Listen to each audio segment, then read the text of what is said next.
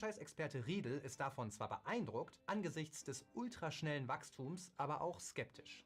Dieses Auslandswachstum ist super, ist toll. Und vielleicht sollte ich lieber meinen eigenen Markt vorher in Ordnung bringen und daraus wachsen. Hat aber recht. Das Ding ist einfach so halt organisches Wachstum. Nach und nach wachsen, nicht alles auf einmal. So, das ist so, ich glaube, er wurde einfach von seinem eigenen Erfolg überrollt. Und ich glaube, dann bist du irgendwann in der Situation, weil dein Laden so geil läuft und so gehypt ist, die Leute dich feiern und so weiter. Und dann denkst du einfach, dir gelingt das alles einfach so. Glaube ich halt. Ne? Du bist dann in dieser Denkblase drin, so, ja, vielleicht ein bisschen überheblich, ja, Hand aufs Herz kann man vielleicht auch so sagen. Und dann denkst du, das gelingt mir sowieso, das verkauft sich einfach überall, egal wo ich es hinstelle.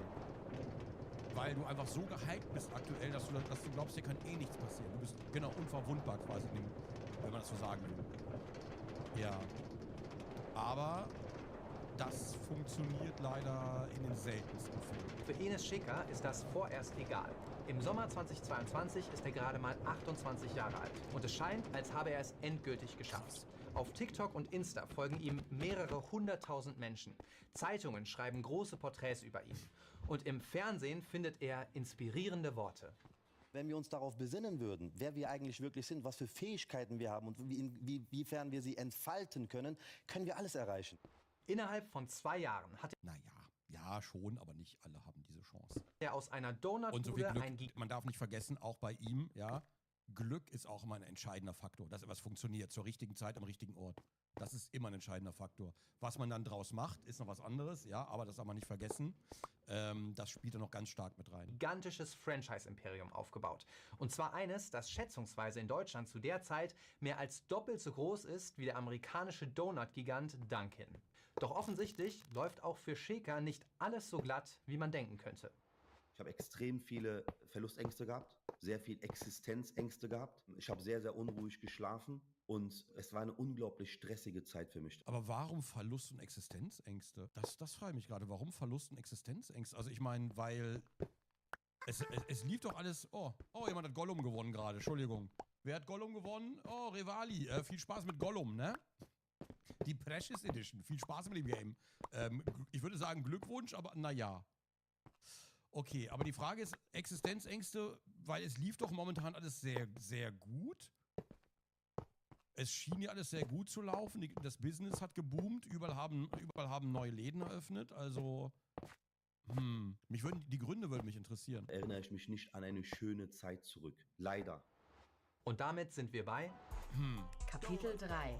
Das Imperium bröckelt. Wir schreiben mittlerweile den 7. März 2024. Dass es schlechter wird, das war die Angst. Dass es halt nicht für immer bestehen bleibt, aber die Zeichen standen ja alle auf grün im Grunde genommen. Das wundert mich ein bisschen, aber vielleicht, keine Ahnung, viel Konkurrenz. Vielleicht haben andere Läden in der Richtung eröffnet und so. Ich weiß es nicht. Keine Ahnung. Am Tag veröffentlicht die Rheinische Post einen kurzen Artikel. Im Bericht geht es um die Royal Donut Filiale in Kleve, einer Kleinstadt kurz vor der deutsch-niederländischen Grenze. Knapp 2,5 Jahre konnte sich der Donutladen halten. Jetzt ist Schluss. In dem Artikel heißt es nur, wirtschaftliche Gründe sollen ausschlaggebend für das Ende gewesen sein. Auch Handelsblatt-Reporter Sebastian Dalkowski liest den Artikel und er beginnt zu recherchieren. Und es dauert nicht lange, da stellt er fest, Kleve ist kein Einzelfall. Etliche Lokalmedien berichten vom Aus von Royal Donuts Läden. Dann habe ich mal gegoogelt und habe gesehen, okay. Das waren alles Schnellschüsse, oder? Das waren alles Schnellschüsse. Ich vermute, das waren alles Leute, die haben gesehen, alter Schwede, okay, das hat gerade einen Hype, das ist riesengroß, sind auf Social Media drüber gestolpert, haben gesehen, oh, man kann ein Franchise machen.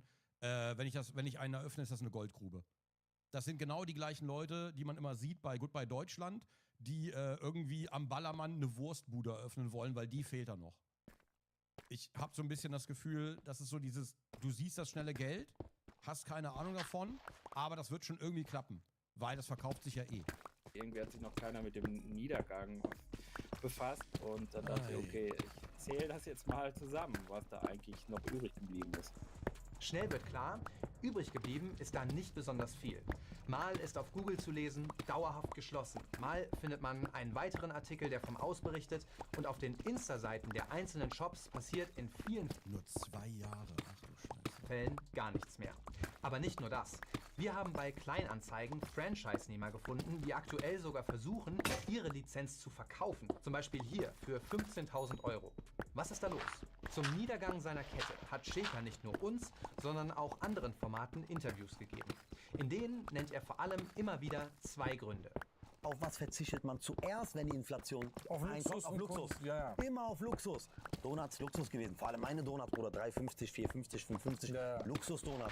Und da hat er auch einen Punkt. Ich bin ehrlich, ich finde es gut, dass er das so reflektieren kann. Das finde ich finde es gerade gut, dass er sieht, dass die Donuts halt teuer sind im Grunde genommen für Donuts. Aber ist natürlich auch viel drauf, klar.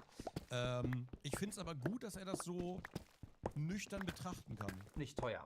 Das Teil hier hat zum Beispiel 5,50 € gekostet. Und dazu kommt, auf ein teures Dessert verzichtet man lieber als auf einen Döner, oder? Das ist eigentlich eine große Ausrede. Zu sagen, dass meine Donuts zu teuer sind, die waren vorher schon teuer und die wurden gekauft. Es ist immer Platz für ein hochpreisiges Segment. Was Franchise-Experte Riedel damit meint, andere Ketten wachsen trotz der steigenden Preise. Zum Beispiel Wonder Waffle. Die verkaufen ein vergleichbares Produkt, setzen ebenfalls auf ein Franchise-System und eine Waffel kostet da auch so um die 9 €. Ja, auch nicht gerade günstig, würde ich sagen. Aber im Gegensatz zu Royal Donuts wächst Wonder Waffle weiter. Aber die wachsen, glaube ich, auch biologisch, ne? Also organisch. Die wachsen halt nach und nach. Die haben nicht einfach überall 10.000 Läden eröffnet. Wonder Waffle ist auch schon eingegangen. Okay, ich kenne mich da nicht aus. Wir hatten einen in Köln, ich war da nie drin, ich bin ehrlich. Ich wollte immer mal rein und bin nie reingegangen. Ja, bei Wonder Waffle kann ich gar nicht mitreden. Ich finde 9 € für eine Waffel, finde ich, weiß ich nicht, wenn ich ehrlich bin. Finde ich, keine Ahnung. Finde ich wild. Das zeigt, am Preis allein kann es kaum liegen. Womit wir beim aus Shakers Sicht zweiten Grund für das Schließen der Läden sind. Wenn ich will, ich finde 100 Fehler beim Franchise-Nehmer, die der Grund sind, warum der Laden geschlossen ist. Uff, Shaker sieht die Schuld also nicht allein bei Royal Donuts, sondern vor allem bei seinen Partnern. Ich kann es ich weiß, woher das kommt, dass er das so sieht, ja. Aber ich bin immer noch der Meinung, er hätte bei den Partnern auch mehr aussieben müssen. Und vielleicht auch hätte der Franchise-Geber viel enger mit den Franchise-Nehmern zusammenarbeiten sollen. Oder müssen. Von Anfang an. Von Standortbestimmung bis hin zu Mitarbeitern und so. Also nicht die unteren Mitarbeiter in Anführungszeichen, sondern der Inhaber vom Franchise. Weißt du, was ich meine? Also nicht der am Ende den Donut dann dem Kunden gibt. Ich glaube, das ist, ne? Aber zumindest der Typ, der für die Finanzen von dem Laden verantwortlich ist und der für die Übersicht verantwortlich ist und auch der für die Mitarbeiter verantwortlich ist unter sich. Das ist wichtig, dass du da eine kompetente Person sitzen hast und die wachsen nun mal nicht auf Bäumen. Jeder glaubt, dass er es machen kann, aber glauben heißt halt nun mal nicht wissen oder können. Ja, schwierig. Und ich glaube, das wäre seine oder halt nicht unbedingt seine Verantwortung gewesen, aber zumindest hätte er Leute anstellen müssen, wenn es halt auch nicht seine Kompetenz ist, dann hätte er Leute anstellen müssen, die sich darum kümmern, dass das wächst und dass das kontrolliert wird. Und er hätte trotzdem mal einen Blick drauf werfen müssen über, weiß nicht, Zusammenfassung, irgendwas, pipapo, ob alles rund läuft und so weiter. Vielleicht auch Umsätze gucken, was haben die für Umsätze, wo hapert es vielleicht ein bisschen, oh, da ist zurückgegangen zum Vormonat oder zu den Vormonaten ist der Durchschnitt runtergegangen, was ist da los, vielleicht mal gucken, irgendwie sowas. Also mit denen, dass man zusammenarbeitet mit denen. Weil einfach nur irgendwie irgendwas aufmachen und jemand wird das schon regeln, ich kann mir nicht vorstellen, dass das irgendwie funktioniert. Ich kann es mir nicht vorstellen. Das klingt erstmal hart, aber ist da auch was dran? Wir haben für dieses... War halt nur 24. Ja, auf jeden Fall. Also ich mache ihm das auch nicht direkt zum Vorwurf, weil das kannst du alles auch gar nicht wissen. Das sind ja alles Learnings, die muss... Er wird wahrscheinlich auch sehr viele Learnings gemacht haben. Aber das sind Learnings, die musst du erstmal hinkriegen oder du musst Leute finden, die diese Learnings bereits haben. Und auch da wieder gute Leute zu finden, ist sehr, sehr schwer. Ist es einfach. Video mit mehreren ehemaligen Franchise-Nehmern gesprochen. Keiner von ihnen wollte öffentlich über die Erfahrungen mit Royal Donuts sprechen. Bis auf einen. Auch er will lieber anonym bleiben. Nennen wir ihn deshalb einfach mal Erkan. Ihn haben wir auf Shakers Anschuldigung angesprochen. Und er sagt...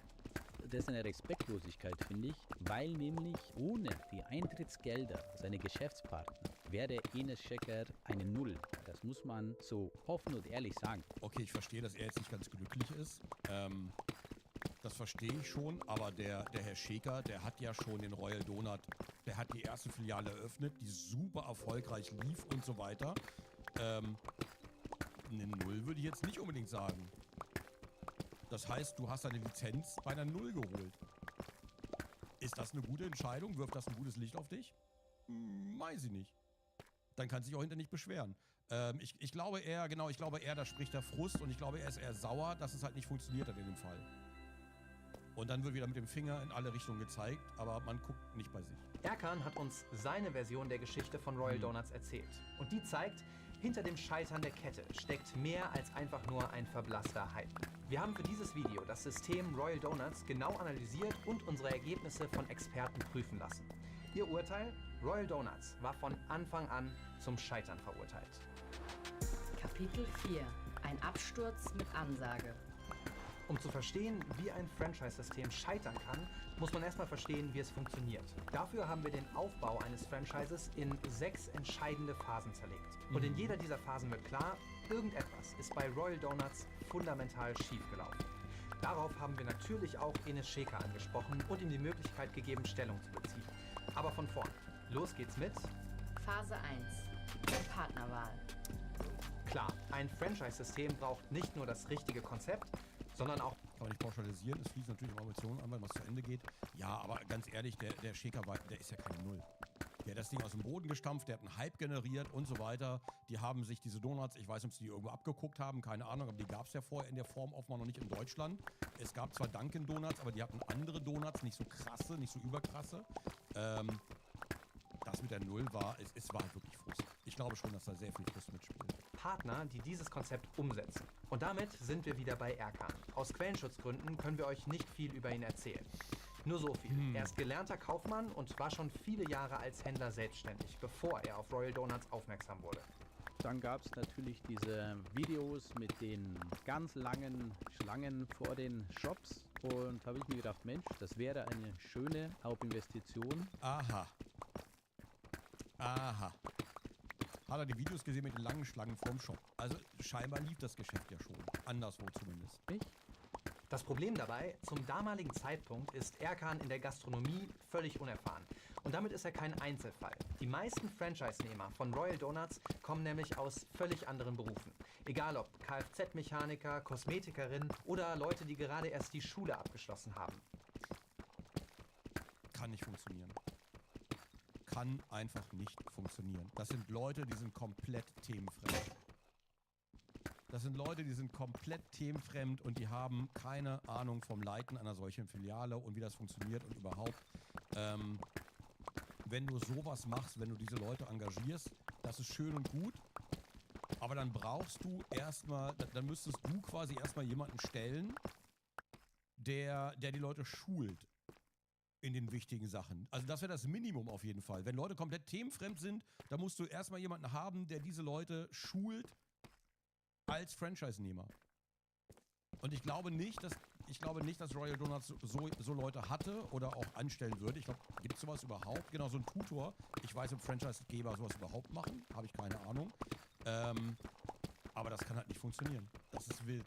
Viele sind Quereinsteiger. Für Scheker ist das aber kein Hindernis.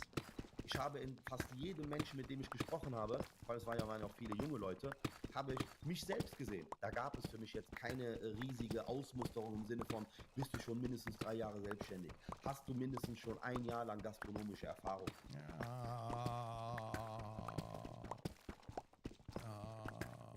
Dazu kommt, eigentlich ist Scheker als Franchisegeber verpflichtet, vor Vertragsabschluss bestimmte betriebswirtschaftliche Grundlagen offenzulegen. Das nennt sich auch vorvertragliche Aufklärungspflicht. Das klingt trocken, ist aber wichtig, denn Royal Donuts hätte Erkan vorab Zahlen zeigen müssen. Zum Beispiel, wie viel andere Franchise-Nehmer verdienen, wie hoch die Ausgaben liegen und wie viele Shops vielleicht auch schon gescheitert sind. Bin ehrlich, ich kann mir vorstellen, das hat er einfach nicht gewusst. Ich hätte es auch nicht gewusst, dass sie sowas zeigen muss. Habe ich keine Ahnung von. Aber wie gesagt, wenn du Franchises eröffnen willst, ich glaube, es wäre immer cool, sich da erstmal Hilfe zu holen von Leuten, die sich damit auskennen. Aber auch das sei im Fall von Erkan nicht passiert. Es wurden mir damals keine DWAs gezeigt von irgendwelchen Shops oder halt Verkaufszahlen von den Shops. Man hat immer gesagt, ja, schau dir die Stangen an, von den Shops. Dann Das muss als Franchisegeber wissen. Ja, wie gesagt, wenn du es nicht war, ich würde mir zumindest Hilfe holen oder ich würde mir zumindest Wissen holen von Leuten, die sich mit Franchises auskennen. Von irgendwo, weißt du, was ich meine? So wie Streamer nicht wissen, dass sie Steuern zahlen müssen. Ja, Leute fangen einfach mit Streaming an und gucken mal. Und dann verdienen sie Geld und dann, juhu, gebe ich aus. Nicht gleiche Geschichte, aber es ist halt einfach, ja, mit Körper ins Unwissen quasi, ins Ungewisse. Dann habe ich mich auch natürlich damit zufrieden gegeben. Natürlich. Und ich weiß, für uns ist es immer leicht, hier zu sitzen und zu sagen, oh ja, Captain Obvious, ist doch sicher, klar, hätte jeder von uns gewusst. Aber ich glaube, in der Situation, du hast gerade deinen krass laufenden Laden, alles explodiert überall, ich kann mir vorstellen, lässt sich davon mitreißen und dann denkst du einfach nicht an so Geschichten. Wir sitzen jetzt hier, gucken das Video und wissen natürlich alles, wie Fußballexperten, aber ich glaube, in seiner Situation, ich weiß, ob ich es nachvollziehen könnte. Ich habe keine Ahnung. Aber die Sachen fehlen einfach komplett. Wir Enes Scheker gefragt, ob das wirklich stimmt. Dazu hat er uns Folgendes gesagt. Ich widerspreche dem ganz klar. Ich sage nicht, dass es unter hunderten Franchise-Gesprächen es nicht sein kann, dass 20, 30, 40, whatever, dass einige Dutzende so verlaufen sind, dass man sagt, hey, hier wurde jetzt dies oder jenes nicht gezeigt oder nicht erwähnt, aber da stecke ich nicht drin. Okay, ob eine vorvertragliche Aufklärung stattgefunden hat oder nicht, das können wir leider nicht unabhängig prüfen. Und das muss im Zweifel auch ein Gericht entscheiden. Eins steht aber fest, das Royal Donuts Imperium steht von Anfang an auf einem wackeligen Fundament. Umso offensichtlicher wird das in Phase 2. Die Standortsuche. Klar steckt ja da drin, nicht wenn jemand anders sich darum kümmert. Es kann ja auch sein, dass er sich selber gar nicht darum gekümmert hat und das jemand anders gemacht hat. Irgendwie. Jemand anders dafür verantwortlich war. Aber selbst da sollte man drüber gesprochen haben. Normalerweise. Über die sagt Franchise-Experte Hermann Riedel: Eine optimale Standardsuche ist die Grundlage eigentlich für den Erfolg. Schauen wir dazu wieder kurz auf McDonald's. Die haben ihre Restaurants ausschließlich in absoluten Top-Lagen. Ja, Egal ob in der Innenstadt, am Autobahnrasthof oder am Flughafen. Gefühlt gibt es überall, wo viel los ist, eine McDonald's-Filiale. Laufkundschaft, so wichtig. Das ist auch kein Zufall. Denn bevor überhaupt irgendwo eine neue Filiale entsteht, wird der Standort gründlich durchleuchtet. Wie groß ist die Konkurrenz vor Ort? Lohnt sich die Miete langfristig? Und wie viel Laufkundschaft kommt täglich vorbei? Das ist nur ein Teil der Fragen, die für eine Standortanalyse wichtig sind. Und genau diese Analyse wäre eigentlich auch die Aufgabe von Royal Donuts gewesen. Zumindest bei Erkan lief die Sache aber anders. Ab der Unterschrift des Vertrages bis zur Eröffnung hatte ich eigentlich nur einmal einen Kontakt und das war eine... Ja, McDonald's, genau. McDonald's hat halt auch viele, viele Jahre Erfahrung und ich glaube, McDonald's waren ja auch die Wegbereiter für das alles. Ich glaube, die hatten auch sehr viele Learnings. Ich kann mir vorstellen, McDonald's hat auch nicht mal alles richtig gemacht, aber naja, die haben erstmal vorsichtig vielleicht ein Franchise eröffnet und dann mal geguckt, wie das läuft und sich da rangetastet, was viel smarter ist. Ja, erstmal lernen, wie das funktioniert, wie das geht, daraus dann die Learnings ziehen und dann gucken, wie man weitermacht. Woche vor der Eröffnung. Aber ansonsten, das war keine Standardanalyse, auch keine Hilfe, keine Stütze, nichts in dieser Richtung ist passiert. Die Folge? Die Royal Donuts Standorte wirken eher wahllos verteilt als gezielt gesetzt. Und das hat laut Scheker auch einen simplen, wenn auch etwas überraschenden Grund. Wir haben keinerlei Standortanalyse betrieben, wir haben auch keine Standortsuche betrieben, weil wir die Philosophie verfolgt haben, solange wir im Internet die A-Lage haben, ist es völlig egal, wo wir in der echten Welt aufmachen. Die Leute kommen sowieso zu uns.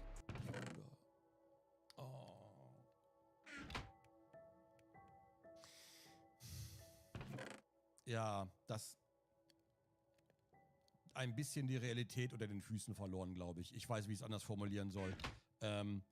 Wenn du irgendwo in der Pampa, also angenommen, du bist in der Großstadt und dann hast du deinen einzigen Laden irgendwo in der Pampa oder keine Ahnung, in der hinterletzten Straße, da kommen vielleicht ein paar Leute hin, aber das war's.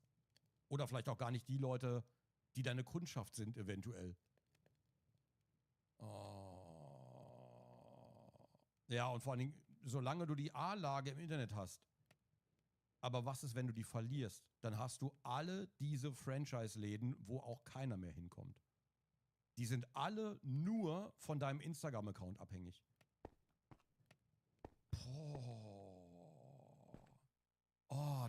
Allein der Gedanke daran, da hätte ich, ganz ehrlich, da hätte ich auch Existenzängste. Damit ist er quasi verantwortlich, also er ist quasi mitverantwortlich durch seinen Instagram-Account für den Erfolg von jedem einzelnen Standort. Und während Corona hat diese Strategie auch richtig gut funktioniert. Erst als der Hype langsam nachlässt und die Kunden weniger werden, rächt sich die fehlende Standortstrategie. Denn jetzt wird klar, es gibt auf einmal zu viele Filialen für zu wenig Kunden. Diese Corona-Gegebenheit hat natürlich viele Eindrücke, die wir damals hatten, extrem verfälscht. Diese Dinge wurden tatsächlich in dem Punkt nicht bedacht. Das stimmt und das kann man ihm auch nicht unbedingt vorwerfen, weil das gab es, glaube ich, sehr, sehr oft, dass Leute, auch in der Gaming-Branche übrigens, dass Leute gedacht haben, so während Corona, ja, so bleibt es jetzt immer. Die Leute bleiben immer zu Hause, konsumieren aber viel mehr online, gucken viel mehr Filme, spielen viel mehr Spiele und so weiter. Wir stellen mal alle fröhlich ein. Ja, und deswegen kam dann nach Covid, die große Entlassungswelle überall. Ja, ich glaube, den Fehler haben viele gemacht und auch viele Leute, die den Markt einfach auch viel besser kennen sollten normalerweise. Keine guten Aussichten für den Aufbau eines Franchise-Unternehmens also. Und auch im nächsten Schritt werden die Probleme nicht weniger. Und das ist Phase 3. Der Papierkram. Werfen wir dazu mal einen Blick in dieses Dokument hier. Das hat uns ein ehemaliger Franchise-Partner für dieses Video zur Verfügung gestellt. Wem genau es gehört, können wir nicht sagen, denn eigentlich ist das Dokument streng vertraulich. Hier handelt es sich um nichts Geringeres als den Royal Donuts Franchise-Vertrag. Ich lese mal kurz vor. In Mainz beispielsweise gab es einen Royal Donuts in einer schäbigen Seitenstraße, kaum sichtbar für den Durchgangsverkehr, hat auch immer von ca. 8 Monaten wieder zugemacht. Ja, ist halt sad. Das ist halt super sad. Aber ja, den sieht dann halt auch keiner und manchmal wissen Leute auch gar nicht, wo der ist. Und vor allen Dingen das Ding ist, du siehst zwar Royal Donuts auf Instagram, aber dann weißt du trotzdem nicht, dass bei dir in der Stadt einer ist. Weil du gar nicht mitbekommen hast, dass der eröffnet hat, weil der irgendwie in 3 Seitengassen stattfindet. Ja. Auf 16 Seiten ist hier die ich muss mal kurz zurückspulen, warte mal. Denn eigentlich ist das Dokument streng vertraulich. Hier handelt es sich um nichts Geringeres als den Royal Donuts Franchise-Vertrag. Auf 16 Seiten ist hier die Zusammenarbeit zwischen Royal Donuts und seinen Partnern festgelegt. Okay. Wir haben das Dokument an Martin Niklas geschickt. Er ist Anwalt und Experte für Franchise-Recht und hat den Vertrag Seite für Seite unter die Lupe genommen. Sein Fazit? Als ich das gesehen habe, habe ich gedacht, das ist eine Katastrophe, weil... Das ist doch Marty McFly. In der Zukunft. Bei Zurück in die Zukunft 2. Da kommen gleich überall Faxgeräte. You're fired. Oder? Entschuldigung. Ich bin so irritiert. Ich sehe nur das. Was ist denn da los? Wild. Okay, ich muss kurz zurückspulen. Entschuldigung, ich war kurz. Mein Gehirn hat wieder komische... Entschuldigung, ich mache hier... Hätte er 2 Krawatten. Okay, true. Hast du recht. Warte, ich spule mal zurück, Entschuldigung. Er ist Anwalt und Experte für Franchise-Recht und hat den Vertrag Seite für Seite unter die Lupe genommen. Sein Fazit? Als ich das gesehen habe, habe ich gedacht, das ist eine Katastrophe, weil fast in jedem Absatz irgendwas feststellte, was da irgendwie nicht geht oder was nicht funktioniert einfach oder was auch völlig unüblich ist. Um zu verstehen, was Martin Niklas meint, schauen wir noch mal kurz auf McDonald's. Egal, ob man in Berlin, Brooklyn oder Bangkok isst, es sieht überall gleich aus. Und es schmeckt auch überall gleich. Das stimmt nur bedingt. Verschiedene Länder haben verschiedene Rezepte für zum Beispiel Big Mac und so. Und auch Coca-Cola hat für verschiedene Länder verschiedene Rezepte. Mal ist es süßer, mal weniger süß. Man sagt, in Mexiko wäre die Cola zum Beispiel am leckersten. Mexikola. Bei Burgern weiß ich es nicht, keine Ahnung. Ich war mal in Amiland bei Mc's. War nicht gut. Also ich meine, ist sowieso nie gut, ja, aber es ist noch unter dem, was hier stattfindet normalerweise bei Mc's. Also ja, also die haben schon eigene Rezepte. Genau, in Japan gibt es zum Beispiel bei Mc's immer auch besondere Burger zum Beispiel. Wir hatten mal einen mit so Tintenfischtinte, so einen schwarzen Burger mal gegessen. War mal irgendwie so ein kurzer Hype. Und auch das ist kein Zufall. Denn McDonald's hat ein bis ins Detail ausgearbeitetes Konzept. Und das wurde über Jahrzehnte immer weiter verfeinert. Das eben. All dieses Wissen ist in einem zentralen Dokument festgehalten, dem McDonald's Franchise Handbuch. Darin steht, wie ein Laden eingerichtet sein muss, wie die Burger zubereitet werden sollen und vor allem, wie man eine Filiale wirtschaftlich zu führen hat. Dieses Handbuch ist das Herzstück der Marke und ein zentraler Grund dafür, warum Franchise-Nehmer bereit sind, viel Geld für den Einstieg zu zahlen. Ich würde dieses Handbuch gerne in die Finger kriegen. Ich bin super neugierig, was da drin steht. Fände ich super interessant. Ne, die Geheimformel steht wahrscheinlich nicht drin, aber Mexiko besteht zu 25% aus Coca-Cola als Nationalgetränk. Warum ist Cola dort besser? Nein, das Cola-Rezept in Mexiko soll das leckerste sein. Aber Mexiko hat das Problem, dass Cola da viel günstiger ist als Wasser. Und deswegen trinken die meisten Leute da eher Cola. Also dadurch ist es zum Nationalgetränk geworden, weil die meisten Leute sich eher Cola leisten konnten als frisches Wasser. Ja, ist aber eine andere Geschichte. Damit gleiten wir gerade in ein anderes Thema ab. Lass mal hier bleiben. Ich hätte gerne diese Franchise-Bibel. Ich bin so neugierig, was da drin steht. Da stellt sich die Frage, gibt es so ein Handbuch auch im Royal Donuts-System? Wenn, dann können sich die ersten 10, 15, lass es die ersten 20 Stores sein, die sich beklagen dürften, kein Franchise-Handbuch gehabt zu haben. Aber ansonsten haben wir immer zu 100% ordnungsgemäß mit einem Franchise-Handbuch gearbeitet, das wir wirklich extrem mühselig auf die Beine gestellt haben. Uns liegt tatsächlich ein Franchise-Handbuch von Royal Donuts vor. Das ist über 500 Seiten dick und erklärt auch, wie ein Royal Donuts Laden geführt wird. Hätte ich nicht mit gerechnet, wenn ich ehrlich bin. Das ist krass. Das Problem ist nur, Franchise-Nehmer Erkan hat es, zumindest in dieser Form, nie gesehen. Wir haben ihn nachträglich auf das Handbuch angesprochen. Er hat uns geschrieben, er kenne das Buch in dieser Gesamtheit nicht. Lediglich einzelne Seiten daraus seien ihm als PDF bekannt. Und auch ein weiterer ehemaliger Franchise... Aber... Also er hat da niemals reingeguckt und sonst irgendwas? Hat er sich niemals für die anderen Umtriebigkeiten der Company interessiert, sondern er halt nur für die Donuts? Ich meine, ich verstehe das schon. Oder habe ich falsch verstanden? Warte mal, wer hat das nicht bekommen? Ich muss noch mal ganz kurz. Er hat uns geschrieben, er kenne das Buch. Ach, der Franchise-Nehmer. Okay, Entschuldigung, war mein Fehler. Der Franchise-Nehmer hat es nicht bekommen. Okay. Es sieht aus, als hätte jemand eine PDF aus mehreren Dateien zusammengeführt. Die einzelnen Dateien als Seiten erkenne ich. In dieser Gesamtheit nicht. Lediglich einzelne Seiten daraus seien ihm als PDF bekannt. Und auch ein weiterer ehemaliger Franchise-Partner hat uns bestätigt, dass er das Handbuch nicht kennt. Shekhar kann sich das nur so erklären. In dieser gesamten Euphorie haben sich einfach so wenig Leute dafür interessiert für dieses Franchise-Handbuch. Die haben gemacht, wie sie wollten. Die haben sich die Franchise-Handbücher auch teilweise gar nicht angesehen. Das war denen einfach vollkommen egal. Wir haben uns das Dokument mal genauer angeschaut. Dort wird als Datum für die Version 1.0 der 1. August 2022 genannt. Das Ding ist aber, das Royal Donuts Franchise System. 22 war schon nach Covid, ne? Oh Gott, ich bringe das ein bisschen durcheinander gerade. Aber das müsste auf jeden Fall schon, das hätte es schon früher geben müssen, auf jeden Fall. Ja, knapp, genau. Hätte es schon früher geben müssen, auf jeden Fall. Den gibt es ja schon seit 2019. Zu diesem Zeitpunkt ist es also schon 3 Jahre alt. Wir haben Enes Shekhar darauf angesprochen. In einer Sprachnachricht betont er, das Franchise-Handbuch sei schon Mitte 2021 erstellt worden. Räumt aber auch ein, dass es bis dahin bloß lose PDFs gab. Der Sinn und Zweck eines Franchise-Handbuchs ist ja, du musst eine Betriebsanleitung für deine Franchise-Partner bieten. Diese Betriebsanleitung hatten wir da. Ich frage mich halt, was ich mich frage ist, also erstens, wenn das über die Jahre gemacht wurde, warum haben ältere Franchise-Nehmer das nicht bekommen? Das ist die eine Frage. Und die andere Frage, gibt es denn, also ich weiß nicht, wie es bei McDonald's ist, aber gibt es denn keine Qualitätskontrollen vom Franchise-Geber, der sich die Läden einfach mal anguckt und dann nochmal ein bisschen über die Bücher geht, einmal gucken, einfach alles gucken, ob alles in Ordnung ist und wie alles läuft und ob die Sachen, die im Handbuch stehen, auch eingehalten werden? Ich kenne mich da nicht so aus. Ich weiß, ob das üblich ist bei Mc's zum Beispiel. Gibt es bei McDonald's jährlich? Okay, bei Mc's schon, okay. Bei McDonald's gibt es sogar Mystery Shopper. Ach Mann, da sind so viele Sachen schiefgelaufen. Das Ding ist, glaube ich, das hätte einfach bis zum Ende sein Lebenswerk sein können. Oh, das ist so sad. Aber halt nicht in gebundener Form, sondern halt als PDF-Dateien. Okay, ob es zu jedem Moment ein gültiges Handbuch bei Royal Donuts gab, das sehen die Beteiligten sehr unterschiedlich. Geht es nach Franchise-Anwalt Martin Niklas, ist bei Royal Donuts aber auch weniger das Franchise-Handbuch das Problem, sondern der Vertrag. Denn von einem Handbuch oder irgendeiner vergleichbaren Grundlage ist in der Version, die uns vorliegt, keine Rede.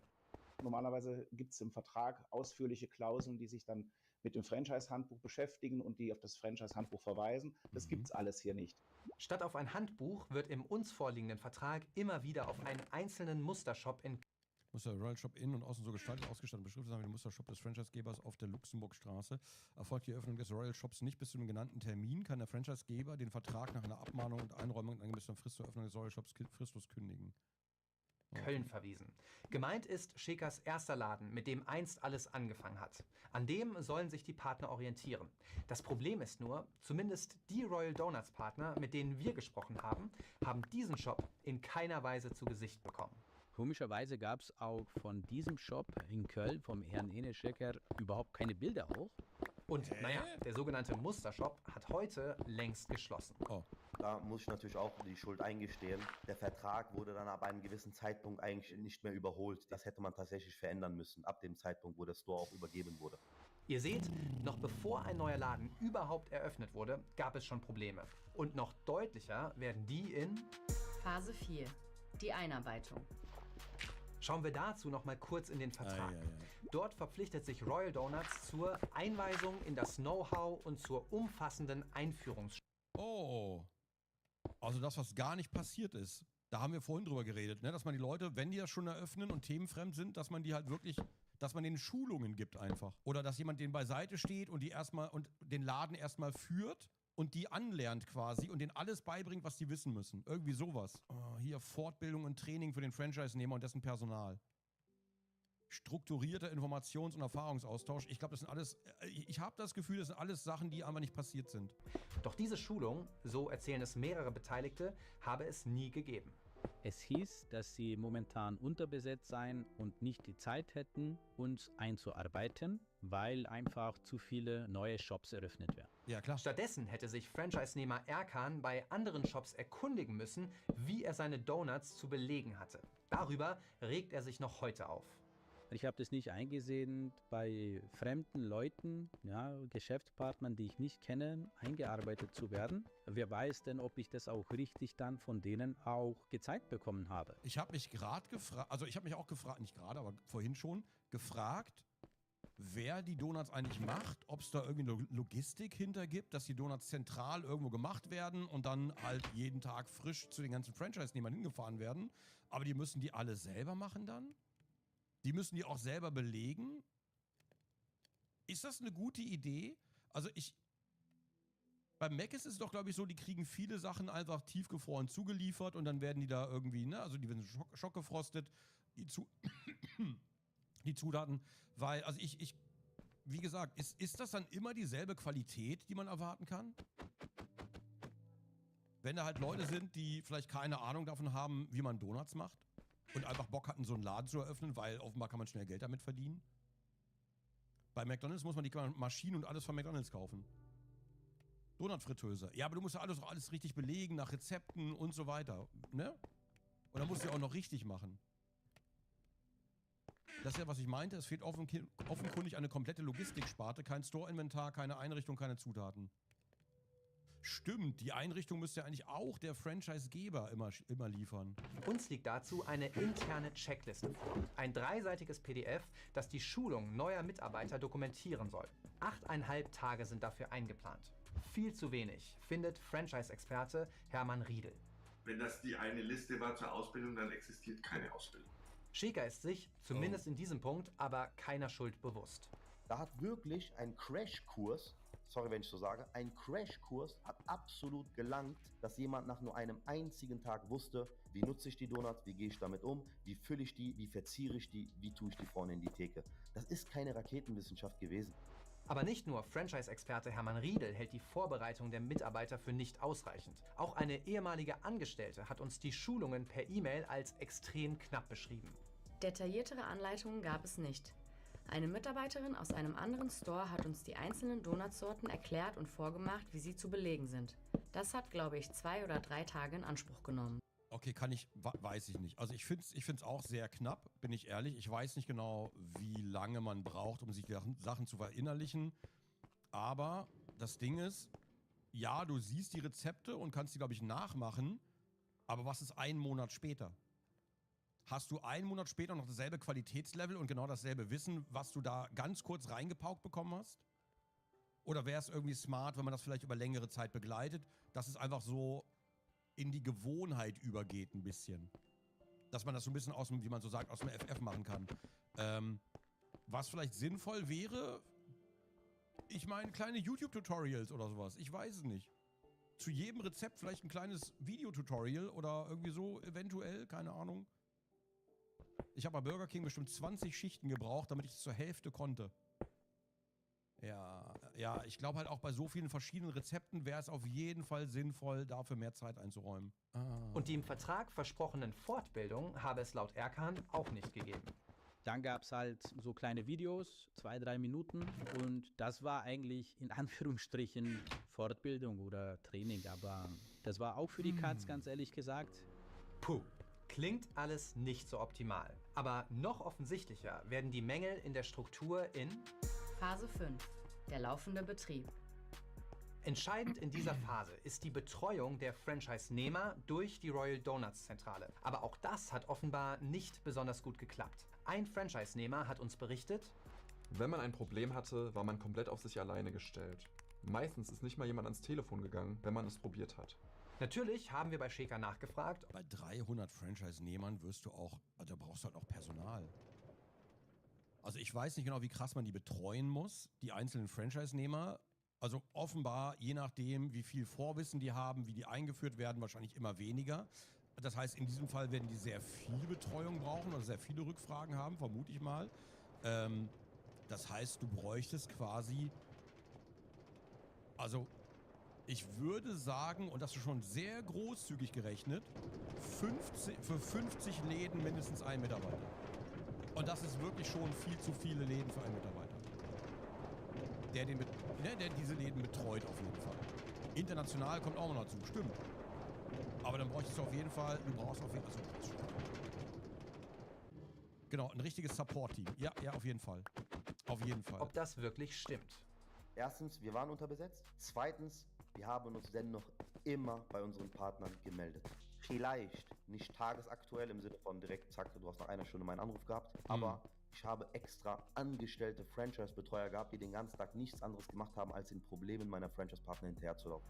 Uns liegt eine Liste mit allen Mitarbeitern aus der Royal Donuts Zentrale aus dem Jahr 2021 vor. Neben Schäker stehen nur 8 weitere Mitarbeiter auf der Liste. Franchise, Verwaltung, Betreuung, 3 Mitarbeiter für 300 Firmen. Produktentwicklung, Vertrieb, Lieferantenpartnerschaften, Fragen rund um Qualität, Hygienestandards, Support, Hauptaccount, Fragen und Bilanzen. Davon ein Qualitätsmanager und 3 Leute mit der Aufgabe Strategie und Organisationsentwicklung. Nur 3 Ansprechpartner also, die für alle Royal Donuts Läden die Franchise-Verwaltung und Betreuung übernehmen sollten. Ob das ausreicht? Franchise-Experte Riedel ist jedenfalls skeptisch. 3 Mitarbeiter für 200 Standorte sind... Okay, da waren es noch 200. Am Ende waren es irgendwie 300, aber da waren es auch mal noch 200. Aber es ist trotzdem viel zu wenig. Zu wenig, um diese zu betreuen. Ja. Auch Erkan, der ehemalige Franchise-Nehmer, erzählt uns, dass er so gut wie keinen Kontakt zur Zentrale hatte. Man hat keinen Austausch gehabt. Man hat auch nicht angerufen. Hey. Wenn es Grafikdesigner gab, warum dann keine Anleitung für die Mitarbeiter machen? Es gab einen Grafikdesigner und ich vermute mal, der wird wahrscheinlich primär mit Social Media beschäftigt gewesen sein. So Grafiken für Werbung, werbliche Maßnahmen, bla bla bla, sowas, vielleicht für den Laden, irgendwelche Aushänge. Ich vermute mal, der war eher dafür da. Wie läuft's, wie geht's, wo können wir was machen? Stattdessen habe es eine zentrale Kommunikationsplattform gegeben, eine WhatsApp-Gruppe. In der waren alle Franchise-Partner und die Royal Donuts Zentrale miteinander verbunden. Das ist eine fürchterliche Idee. Das ist eine fürchterliche Idee. Um Gottes Willen, nein. Das kann nicht funktionieren. Never. Und da muss auch nur einer querschlagen und dann wird sofort alles kippen. Das kann nicht funktionieren. Und vor allen Dingen, du brauchst halt wirklich individuelle Betreuung. Ach du Heilige. Das klingt zwar erstmal unkonventionell, habe aber gut funktioniert, meint Erkan. Doch das funktioniert aber nur so lange, bis es eben nicht mehr funktioniert. Und das ist nicht eine Frage des Ob, sondern wann. Immer. Immer. Irgendwann wird einer unzufrieden sein und dann kippt's. Gerechnet in der WhatsApp-Gruppe kommt es irgendwann zum Streit. Und dabei geht's ums Geld. Genauer gesagt, die Eintrittsgebühren. Die muss ja jeder Franchise-Nehmer bezahlen, wenn er einen Royal Donuts Laden aufmachen will. Und die sind nicht gerade billig. Ich habe 50.000 € Eintrittsgeld bezahlt. Ist das viel oder? 50.000 € hört sich erstmal sehr viel an, aber ich glaube, McDonald's kostet mehr, ne? Bei McDonald's zahlt man, glaube ich, sehr viel mehr. Weiß jemand ich weiß das nicht tagesaktuell, aber ich habe da noch mindestens 6-stellig im Hinterkopf, aber 500.000 Einstieg bei McDonald's. 200k, 250k, 500k. Auf jeden Fall sehr viel teurer. Ich lese auch gerade 1 Million. Auf jeden Fall sehr viel teurer. Also 50.000 ist eine Menge Cash. Aber es kommt halt drauf an, wie gut der Laden läuft, sage ich mal. Darauf kommt es halt an. Okay, warte, ich spule nochmal zurück. Der Franchise-Nehmer bezahlen, wenn er einen Royal Donuts Laden aufmachen will. Und die sind nicht gerade billig. Ich habe 50.000 € Eintrittsgeld bezahlt. Das Problem ist nur, in der WhatsApp-Gruppe kommt heraus, dass einige Franchise-Partner weniger und andere deutlich mehr zahlen mussten. Ein ehemaliger Partner hat uns... Aber das ist doch normal, oder? Also ich meine, das ist auch nicht tagesaktuell, sondern dass du am Anfang vielleicht weniger zahlst. Wenn die gerade neu eröffnet haben, zahlst du wahrscheinlich weniger. Und wenn es erfolgreicher wird und immer erfolgreicher und größer, zahlst du wahrscheinlich mehr. Bei Mc's hast du auch nicht immer so viel bezahlt wie heute. Das war früher bestimmt auch mal günstiger. 100 Pro. Zum Beispiel erzählt, dass er über 100.000 € für seine Royal Donuts Lizenz hinblättern musste. Dann muss ich ehrlich sagen, ist auch diese Situation eskaliert, indem Voice Messages verschickt worden sind, die unter der Gürtellinie gingen. Und das wirft eine zentrale Frage auf. Wie kann es sein, dass für die gleiche Lizenz so unterschiedliche Preise verlangt werden? Genau diese Fragen haben wir auch Sheka gestellt. Ist ja völlig klar, dass der im ersten Jahr an dich, an deine Vision, an deine Träume, an deine Marke geglaubt hat, eine ganz andere Summe zahlt, als der im 4. Jahr dazu kommt. Es ist ja auch völlig normal, dass Angebot und Nachfrage den Markt bestimmt. Das ist ja so etwas völlig standardmäßig, das verboten ist. Also ja, dass der Preis sich ändert, weiß nicht. Also kommt natürlich drauf an, wenn er innerhalb von einem Jahr sich quasi vervierfacht. Da kann man vielleicht mal nachfragen und so, aber generell, dass verschiedene Franchise-Nehmer verschiedene Preise zahlen, ist, glaube ich, überall so. Klingt erstmal nachvollziehbar. Franchise-Anwalt Martin Niklas sieht das aber anders.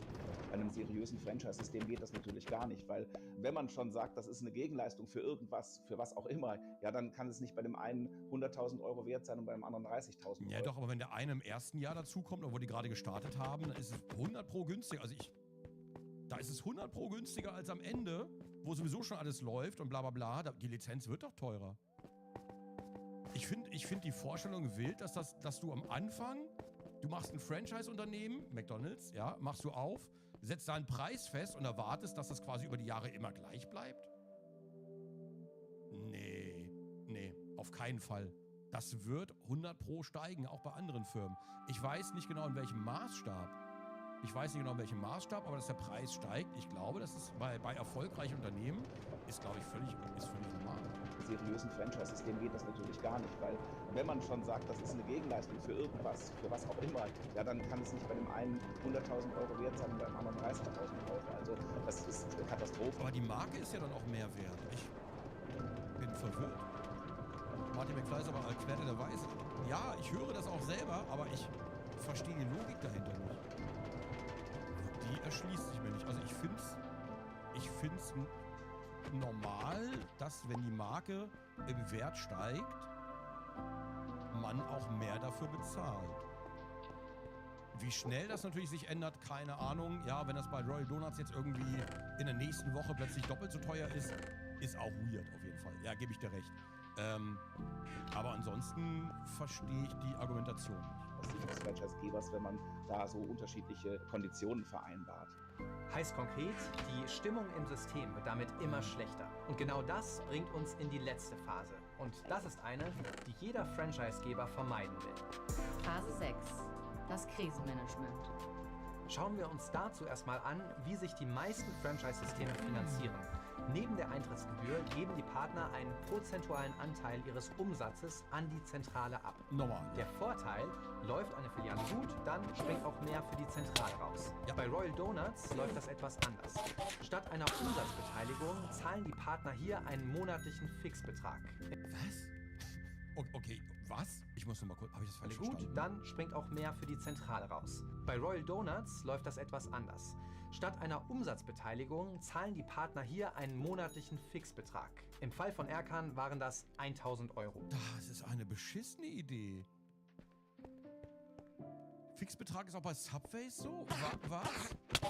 Ich meine, vielleicht wie die Zentrale sich dann absehen, aber dann glaubt die Zentrale nicht in... Also entweder ist die Zentrale sehr großzügig und sagt, wir wollen nur 1.000 € haben, behaltet den Rest, ja, den Rest könnt ihr das selber verdienen. Kann vielleicht sein, eventuell. Ja, ich will jetzt nichts unterstellen. Aber es kann sich auch so anhören, als würdest du gar nicht an die Zweigstellen glauben. Und einfach sagen, ihr müsst 1.000 Euro bezahlen, weil du gar nicht daran glaubst, dass die vielleicht mehr verdienen könnten, eventuell. Oder dass die meisten weniger verdienen und dann einfach bezahlen. Und vor allen Dingen, wenn ich nicht prozentual bezahlt werde, also wenn die Franchise-Nehmer nicht prozentual bezahlen, dann habe ich erstmal keine schnelle Übersicht darüber, wie gut die Franchises laufen. Ich habe immer nur den Fixbetrag. Und ich glaube inzwischen nicht mehr, dass Royal Donuts irgendwelche Zahlen checkt überhaupt. Das heißt, sie sehen überhaupt nicht, was auf dem Markt los ist.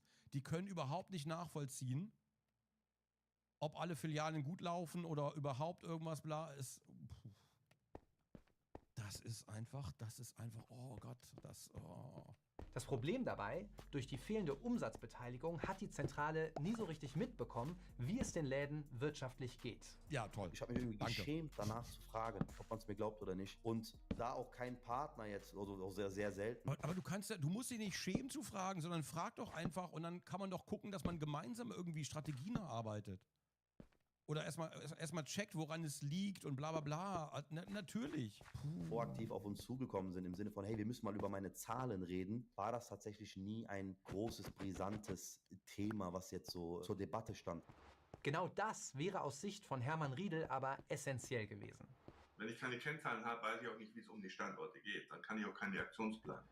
Mit Reaktionen meint Riedel zum Beispiel Sparmaßnahmen oder Marketingaktionen, die das Geschäft beleben könnten. Ja. Und die müssen bei einem Franchise nun mal von der Zentrale kommen. Es sei also Schäkers Aufgabe als Franchisegeber gewesen, das System zu stabilisieren. Genau dieses Krisenmanagement wäre spätestens ab 2022, als der Hype um die Kette nachließ, nötig gewesen. Doch aus Sicht von Erkan habe das nie stattgefunden. Was hätte man machen können? Ganz einfach. Zum Beispiel die Franchise-Gebühren halbieren oder aussetzen, damit man halt einfach... Und sagen wir das Scam. Ich glaube nicht, dass es Scam war. Ich glaube, es war einfach mit der Arschbombe in die Ahnungslosigkeit. Und ich glaube der der Kollege, der Hauptkollege, ich glaube, er wollte nur die coolen Sachen machen. Ich glaube, der wollte die ganzen coolen Sachen machen, in Videos dabei sein, auf Social Media stattfinden, vor die Kamera gehen, überall, sich auch ab und zu mal ein bisschen feiern lassen, vielleicht verdient auch, ja. Aber das Ding ist, dabei ist alles andere auf der Strecke geblieben. Offenbar. Und es fehlte auf jeden Fall an Manpower, es fehlte sehr oft auch an Know-how. Es so einen Push gibt. Oder einfach bessere Preise aushandeln können. Nur die Preise wurden ja nicht niedriger, sondern viel, viel höher. Genau damit haben wir auch Schäker konfrontiert. Seine Antwort? Was soll ich tun? Ich habe manchmal das Gefühl, dass Menschen erwarten, dass ich dann von Tür zu Tür gehe und irgendwie einen Sack voll Geld den Leuten verteile und das dann damit Wiedergutmachung oder sowas herrichten könnte. Du sollst als Franchise-Geber einfach deinen Job machen. Und ich meine nicht dich persönlich, sondern du musst zumindest Leute dafür haben, die ihren Job machen. Lass doch nicht Hans und Franz irgendwelche Läden eröffnen und mit Ansage gegen die Wand rennen.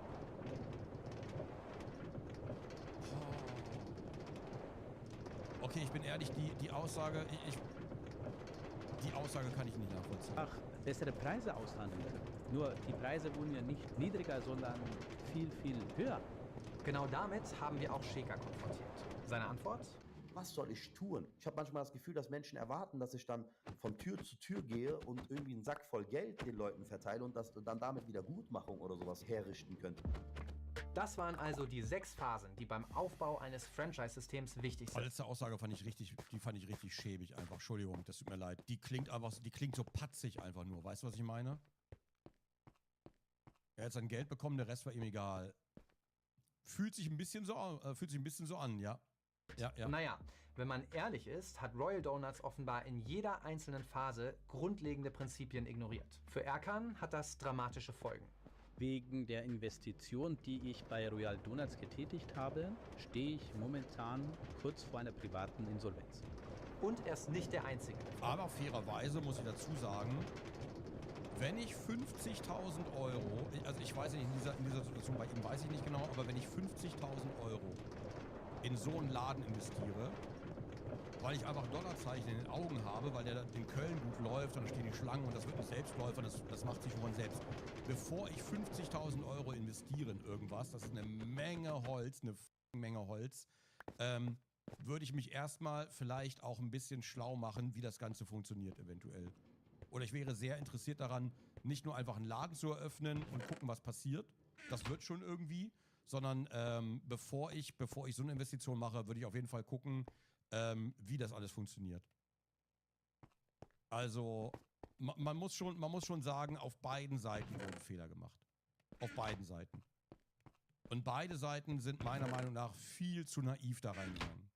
Viel zu naiv. Mindestens 2 weiteren Franchise-Nehmern wissen wir, dass sie aufgrund ihres Royal Donuts Investments tief in den Schulden stecken. Ich wünschte mir, es wäre anders gekommen. Und ich wünschte mir, das System wäre von Anfang an so aufgestellt gewesen und standorttechnisch und auch generell die gesamten Gegebenheiten drumherum hätten sich alle so entwickelt, dass ein stetig florierendes und langfristiges Geschäft geworden wäre. Deswegen, also ich kann nur sagen, es tut mir im Herzen weh, natürlich. Vom einzigen Donut-Imperium ist heute jedenfalls kaum noch was übrig. Wie viele Läden aktuell überhaupt noch existieren, ist ziemlich schwer zu sagen. Ah, das hätte aber so ein Riesending sein können, ne? Es hätte einfach so ein Riesending sein können. Das hätte einfach sein Lebenswerk sein können. Aber ich glaube, man wollte zu schnell zu viel. Und Geld schmeckt. Ja, Geld schmeckt, so wie ein leckerer Donut. Aber wenn es nur so ein kurzer Buschbrand ist, dann bringt es dir auf lange Sicht halt auch nichts. Das hätte einfach viel, viel geiler laufen können. Er hätte einfach mit Royal Donuts der Name werden können, quasi. In Deutschland oder Umgebung, was auch immer. Allein in Deutschland hat es ja mal um die 200 Filialen gegeben. Laut der Website von Royal Donuts sind zum Stand unseres Drehs nur noch 44 übrig. Wir haben für dieses Video jeden einzelnen dieser Shops mal genauer angeschaut und festgestellt, viele der angeblich noch geöffneten Läden sind ebenfalls längst geschlossen. Zumindest, wenn man einen Blick auf die Google-Öffnungszeiten wirft. Wie viele Royal Donuts Shops es in Deutschland noch gibt, kann nicht mal Shaker genau beantworten. Was? Lass mich nicht lügen, knapp 40 aktive Stores sind es. Lass es 36 sein, lass es 37 sein. Aber ungefähr 40 aktive Stores haben wir gerade. Und auch im Ausland sieht es nicht viel besser aus. Laut dem Handelsblatt sind außerhalb von Deutschland nur noch rund 20 Läden übrig. Okay. Ich meine, ist immer noch strong. Ja, ist traurig gegenüber der Hauptnummer, aber insgesamt gesehen ist es immer noch eine starke Nummer, so ein Ding aufgezogen zu haben. Aber... Oh Mann. Das könnte jetzt das Ende dieser Story. Wie kann das nicht wissen? Das wundert mich halt auch. Wie kann man das denn nicht... Das geht mir nicht im Kopf rein. Sein. Ist es aber nicht, denn Enes Shaker ist zwar immer noch Geschäftsführer von Royal Donuts, hat aber schon längst ein neues Konzept. Kapitel 5. Eine zweite Chance. Hier seht ihr Shakers neuestes Ding, Krusty Slices. Eine Kombination aus Pizza und Croissant. Und wieder hat er Großes vor. Sein neues Ziel hat er in einer Insta-Story mal so zusammengefasst. Dominos und Pizza-Hut.de antreten. Nach Dunkin' Donuts seid jetzt ihr an der Reihe.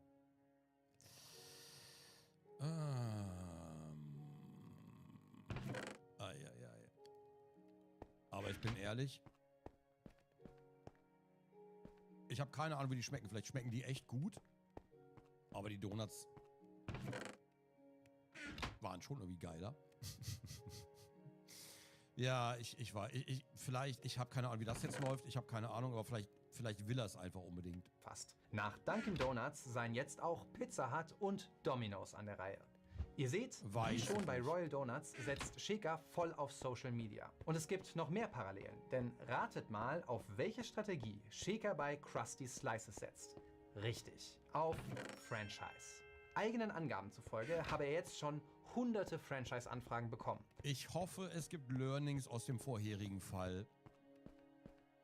Ich frage mich halt, ob das irgendwie Strategie ist, dann Franchise-Läden zu eröffnen, dann die Franchise-Kohle mitzunehmen, die Leute machen zu lassen einfach und dann einfach die Lizenzkohle einfach zu kassieren monatlich. Und einfach so viele Läden wie möglich eröffnen, gucken, was kleben bleibt, also so Scheiße an die Wand werfen, gucken, was kleben bleibt und darüber kassieren. Das macht auch Handelsblatt-Reporter Sebastian Dalkowski stutzig. Mich wundert eigentlich, dass sich offenbar so schnell wieder Leute auch für das neue Konzept finden, wo sie doch eigentlich sehen müssten, okay. Weil Leute gierig sind. Weil Leute einfach, die sehen schnelles Geld. Leute sehen schnelles Geld und kaufen sich das PDF. Leute gehen in die Gruppe. Deswegen gibt es die ganze Scheiße ja auch immer noch. Die Royal Donuts, das war jetzt nur bedingt nachhaltig. Und trotzdem, Enes Scheker ist sich angesichts der chaotischen Zustände bei Royal Donuts sicher, dass es dieses Mal besser klappt. Ich glaube an mich. Ich glaube an meine Fähigkeiten. Ich glaube daran, dass ich das Zeug dazu habe. Warum? Weil ich es schon einmal bewiesen habe. Enes Scheker hat etwas Unglaubliches geschafft. Ja. Er ist mit seinen Donuts in kurzer Zeit Millionär geworden. Wie hoch ist dein Gesamtvermögen? 6- oder 7-stellig? Ja, 7-stellig, Alhamdulillah. Innerhalb von gerade mal 2 Jahren hat er aus einem einzigen Donutshop ein riesiges Franchise-Imperium aufgebaut. Doof nur, dass er es mindestens genauso schnell auch wieder zu Fall gebracht hat. Ja. Und das ist auch kein Wunder, denn Royal Donuts hat es von Anfang an versäumt, professionelle Franchise-Strukturen aufzubauen. Und genau das müssen Leute wie Erkan, die etwas naiv an das Konzept geglaubt haben, ausbaden. Umso befremdlicher wirkt es, dass Enes Scheker bei seiner neuen Idee schon wieder auf das gleiche Modell setzt. Klar, jeder hat eine zweite Chance verdient. Aber bei Scheker schaut man jetzt ganz genau hin. Tut man das? So, da war unsere Analyse zum Fiebertraum Royal Donuts. Und jetzt will ich von euch wissen, was ist eure Meinung zu der Kette und Enes Scheker? Hat er eine zweite Chance verdient? Schreibt's in die Kommentare. Hier gibt's noch unser letztes Epic. Da haben wir uns den Niedergang von VW angeschaut. Sorry. Und das ultimative Döner-Video findet ihr bei Hype Culture. Das war's von uns. Ciao. Ich hoffe, er hat draus gelernt. Aber realistisch gesehen glaube ich es nicht. Ich glaube es nicht. Er glaubt, beim ersten Mal hat es doch geklappt. Hat doch funktioniert. Aber ich glaube, es hätte noch viel krasser werden können. Und ich glaube, er macht das Gleiche jetzt nochmal. Und dann gibt es wieder Franchise, vielleicht bla bla bla. Und dann kommt vielleicht der nächste Laden. Und dann immer gucken, was kleben bleibt. Und er kriegt ja trotzdem seine Kohle. Und gar nicht mal wenig auf jeden Fall. Also insofern hat es auf jeden Fall gut funktioniert für ihn. Für viele Franchise-Nehmer eben nicht. Ja, ich weiß nicht. Also, ja, also mein Geschäftskonzept wäre es auf jeden Fall nicht. Ich denke mir halt immer, dass man eher zusammen was aufbaut und nicht immer und nicht irgendwie jeder für sich und dann mal gucken und dann irgendwie von allen Geld einsammeln. Ich glaube, da bin ich vielleicht einfach anders gepolt. Ich bin auch Spaß für die Seite von den Donuts gegangen. Wenn man die besucht, wird einem automatisch eine Donut-Box im Wert von 26 € in den Einkaufswagen gelegt. Oh, das sollten wir im Shop auch so machen. Wenn du auf die Seite gehst, werden dir erstmal Restfiguren, die wir nicht verkauft haben, in den Warenkorb gelegt. Oder generell Restposten. Das ist eine gute Idee, geil. Ja, ich schreibe mir da gleich mal ein paar Ideen auf. Klingt gut. Ja, für mich ist es so eine Art Baby, um was ich mich kümmern will, wenn ich auf was aufbaue. Ja, genauso geht es mir auch. Genauso. Und wenn es wirklich läuft, dann können sich auch andere Leute drum kümmern und ich kann mich dem nächsten Projekt zuwenden. Andere Leute, wo ich weiß, es ist in sicheren Händen auf jeden Fall. Ja, aber nicht irgendwie, ja, aber nicht so. Nicht so. Und nicht so, ich sag mal, lieblos oder sonst irgendwas. Das ist, ja, schade. Waren so gute Anfänge und dann ist das einfach so, so weird geworden alles. Ich verstehe nicht, aber Leute wollen das schnelle Geld machen. Ich verstehe, dass Leute immer noch da reingehen, aber Leute werden gelockt vom schnellen Geld. Was soll ich euch sagen? Die Seite ist down. Ja, ich glaube, viele Zuschauer gucken gerade, wie sie selber so ein Ding aufmachen können. Okay. Vielen Dank fürs Zuschauen. Ja. Wichtige Frage zum Ende noch. Was ist euer Lieblingsdonut? Ich glaube, meiner ist, glaube ich, Lieblingsdonut ist bei mir, glaube ich, Boston Cream von Dunkin', muss ich zugeben. Der ist schlicht, aber immer noch sehr geil. Ich liebe auch diese super krass belegten, aber ich glaube, der ist aber mein Main Go-To immer. Boston Cream, Käsekuchendonut, Donut Hawaii, Schoko von Lidl, Luft, auch sehr schön. Esse keine Donuts. Das war nicht die Frage. So, Hauptsache mit Puddingfüllung. Ja, fair. Pumpkin Cream, okay. Mit Marzipanfüllung. Okay. Ja, ganz schlicht. Bisschen Zucker, Apfelmus und Zimt. Easy. Apple Crumble wahrscheinlich, ne? Oreo-Donut von Globus, Grillhähnchen. Geil, klingt gut. Donut Hawaii, halt die Fresse. Pistazie. Kaviar Stripes. Okay. Einfach Basic mit Schoko oben drauf. Okay. Krokantnuss. Salted Caramel. Okay, ich krieg Hunger. Ich muss raus. Vielen Dank fürs Zuschauen. Da wurde schon wieder ein Key rausgehauen. Knights of the Old Republic 2 ging an Sis... ging nicht an Sis, sondern Ex-Economy. Ex-Economy? Ich konnte es nicht so schnell lesen. Vielen Dank fürs Zuschauen. Ich schicke euch einen Link raus. Lasst ein Like da, lasst ein Abo da. Der Channel gefällt mir. Ich lasse jetzt auch ein Abo da. Und wir sehen uns dann im nächsten Video. Bis dahin, tschaußen, bin draußen. Schade. Schade eigentlich mit dem Video. Schade. Ich wünschte, es wäre irgendwie positiver geendet. Aber das ist irgendwie jetzt... hat so einen ganz miesen Beigeschmack, wenn ich ehrlich bin. So, jetzt erstmal Cheerio.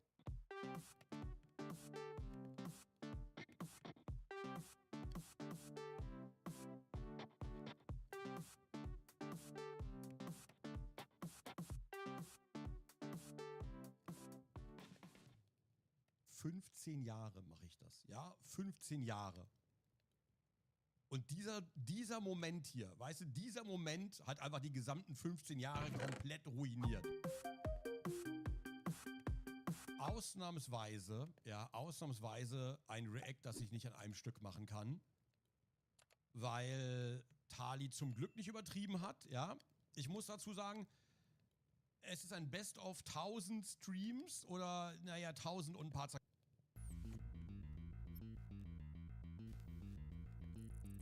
How's it going, people? Jack here with another video, and today we are here to check out some more from Cody, as he has made a video on Ready Player One. Now, this is a movie that I actually quite liked.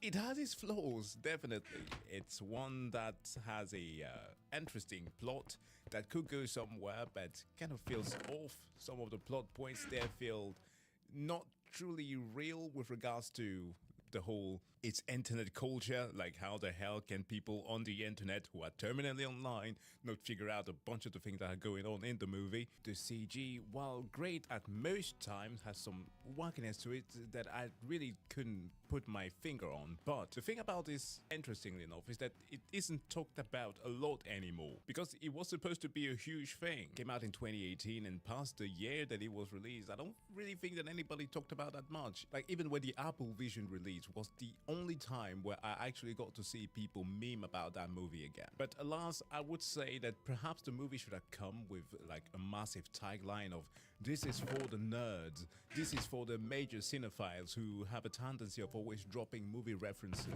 in every single thing." Because of course you can capitalize on a lot of nostalgia, but you have got to do it right. And of course, lastly, this is for the Redditors. Because if anybody dares to tell you that this movie is worse than the book, no. Get that thing on Audible and listen to it, because I did. I admit it, this is one of those few cases where I did not read the physical copy of a book. No! Like, you know the meme of the dude who plugs out his earphones then he's smoking, right? That was literally me. I had to do so many double takes while listening to the bloody thing. But hey, a New York Times bestseller. But anyways, folks, please do make sure to go and subscribe to Cody, and without further ado, let's get into this one. Hi. Do you like Familiar Thing? Of course you do. Everyone likes Familiar Thing. Well, what if there was a movie where you saw a lot of Familiar Thing? All of the familiar it's that thing, and that thing, so many things. This is a good movie because I have seen so many familiar things. That's Ready Player One, directed by Steven Spielberg. Of all people. Nostalgia is a hell of a drug, they say. I wouldn't know, I only sniff glue. Looking back on the good old days isn't unique to any one time. But man, the 2010s just went overboard with the whole 80s nostalgia thing. Yeah. For a few years, memories were marketable. Reboot, remake, remember this, remember that. It's Oh, when did the 80s gaming movie come out? Tron Legacy. Wasn't it exactly in 2010? And then we got Tron Ares with Jared Leto. Oh my god. It's morbid time. Something that was just so potent a decade ago. I love the 80s, back when we could legally drink and drive. Put in 11, 12 hours a day, and then get in your truck and at least drink 1 or 2 beers. In my opinion, I think this whole phenomenon reached its zenith with one movie. one film that encapsulated this cultural rot. Ready Player One. Mechagodzilla! Yeah, that thing. The existence I mean, of this it was movie cool. just fascinates me. It's something so of the 2010s. Like, after 2018, you just never heard about this thing again. Yeah. I have never seen a Ready Player One fan online. Maybe they exist. I don't know. Nobody ever brings it up. Is this one of those things people enjoy in absolute shame? I want to know, because the song making fun of Ready Player One has more cultural impact than the actual movie. I was about to say yes. Like, think about that. We have had, through especially COVID, an insane rise to VR culture. Yet still, with the biggest competitors within the field of entertainment and tech bros trying to sell us everything, pushing out virtual reality, and a world like this, the gamification of everything. Ready Player One, the one movie that should have had all of that implemented, did not survive. Wow, I mean, the internet is ruthless. And it also says a lot about the movie itself. Remember Tomb Raider, remember Weird Science, remember Battletoads, and the Iron Giant? This Spielberg film was kind of just swept away like an outdated Madden game. A disposable film. How could this have happened? It had all these recognizable IPs. It had the Iron Giant, Halo, Battletoads. How could something that had Tracer from Overwatch be forgotten by 2025? Oh my god. That's true. And this was at the peak of Fortnite. What? People be like, but Jack, don't you mean Overwatch? No, it's Fortnite now. Holy shit, man, I'm just waiting for the day I die for Fortnite to have my skin in the game. In the movie Willy Wonka in the Chocolate Factory, the titular character, an eccentric visionary, decides he will inherit his fortune in a battle royale where each child's sins become their undoing. Ready Player One is just Willy Wonka, but in VR chat. In the year 2045, the world sucks, and it ain't getting better. People live in squalor, and the only way to escape their miserable lives is to put on goggles and go into the virtual world. The Oasis. A metaverse. I mean, a universe where you can do anything and be anyone. Everyone is obsessed with it. It basically controls society, and now its creator, James Halliday, is dead. As his final act, he announces that his inheritance will be chosen by an Easter egg hunt. The person who finds all 3 keys and passes the challenges will inherit $500 billion and Elon own Musk the money. entire oasis. There are whole groups of Easter egg hunters called Gunters who scour for clues. There's an evil company called Amazon, Innovative Online IOI. Industries, or IOI. IO Interactive has been very quiet since this one dropped. No, they actually grew extensively since this one dropped. Wants to disable ad block and milk the Oasis for all they can. And so far, nobody in 5 years has even found the first key. Not even IOI's thousands of employees. Everyone is just stupid. So that's the basics for the original 2010 book by Ernest Cline and the 2018 Spielberg movie. Same general plot structure, same characters. There is, however, one big difference between these two. Execution. That book. The book is one of the worst things I've ever read in my life. Thank you! Finally! Now, in all fairness, I don't think that the vast majority of people who will be reading this book will actually tell you that it's good. It has a great idea. If you take away all of the weird mention of references constantly being dropped in there, you can actually have a solid skeleton. The problem with that, however, is that there's a clear reason why you don't let a fan just dictate how either a movie should be executed or how a book should be written, because sometimes they can turn out as Ready Player One, the book. I'm sure there are worse books out there. The rational side of my brain understands that worse novels do exist, but the rest of my brain just had to read a book which had quotes like this: Land of the Lost, Thundar the Barbarian, He-Man, Schoolhouse Rock, I knew them all. G.I. Joe. I knew them all, because knowing is half the battle.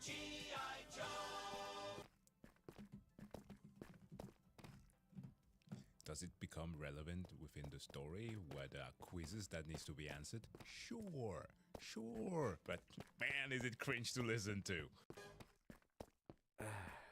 The term Reddit is thrown around a lot nowadays. This is Reddit, that is Reddit. Oh my god, I almost It's a very spilled my coffee. insult used by all sides of the political spectrum, used by any community. No matter who you are online, nobody wants to be accused of being a Redditor. Shame. Reddit is now just a catch-all term for a very specific form of lame, dorky, and nerdy. It's a term I've avoided using because it's an internet phrase and it'll just be outdated. So trust me when I say this, because I don't use the term lightly. But this book is like the most Reddit thing ever, man. Oh my god. Yes. And it's a very specific form of Reddit, like an extinct version of Redditor that doesn't even exist anymore. I devoured each of what Halliday referred to as the Holy Trilogies. Star Wars, original and prequel trilogies, in that order. Lord of the Rings, The Matrix, Mad Max, Back to the Future, and Indiana Jones. Halliday once said that he preferred to pretend the other Indiana Jones film, from Kingdom of the Crystal Skull onward, didn't exist. I tend to agree. I also absorbed the complete filmography of each of his favorite directors: Cameron, Gillian, Jackson, Tarantino, Fincher, Kubrick, Lucas, Spielberg, Del Toro, Tarantino, and of course, Kevin Smith. The whole book is like that. I want you to realize something. Okay, the movie is set in 2040, right? Which is like, I need to think this coming through, because depending on how we are going with the AI apocalypse and whatever, we might be closer to this time than we think. But for a movie that constantly harps on 80s references, Kevin Smith? What the fuck? Expect this to be an adventure about a kid finding the 3 keys and saving the digital chalk zone world. And it's like that 20% of the time, but 80% of the actual text is just the author, Ernest Cline, going on weird diatribes or listing off things he's a fan of. Sure, most of it's 80s references, but then they'll just have a random reference to Firefly. Because no nerd in the late 2000s could shut up about Firefly. I know what that is! Wade is an overweight recluse who sucks with girls and avoids people in real life. But on the Oasis, he's a somebody. He's Parzival, a gunter. Knowing pop culture is a super... God damn it, what? Oh my god. Johnny Test. I almost forgot about this cartoon. Okay, I'm in. Superpower. There's an entire chapter where Wade wins a pop culture debate against some other guy, like this was the Big Bang Theory, and he won it so hard that literally everyone clapped. Bazinga. Wade has the personality of a sheltered Gen X nerd, despite being born in the 2020s. Almost spilled my coffee. Sorry about that. He has all the same opinions too. All the same opinions. It only took 17 pages into the book for Cline to mention how life sucks and God isn't real. Wade has this whole inner monologue about how fapping is great and it makes you smarter. This type of person couldn't exist on the internet anymore. They all got wiped out like the dinosaurs. Like, this is Will Wheaton as a book. Hell, Will Wheaton even narrates the audiobook. Yeah. And in the lore of the book itself, he's voted as vice president of the Oasis. Get out! The funny thing, though, is that when you remove really most of the book, you have a mildly interesting idea. And that's what Warner Brothers saw when adapting this thing. Because they bought the film rights before the book even came out. Oh, hold on. New York Times bestseller list. It all makes sense now. Okay, so here's the thing. When this movie was announced, as most people tend to do, I went and got hold of the source material, at least in audio form through Audible.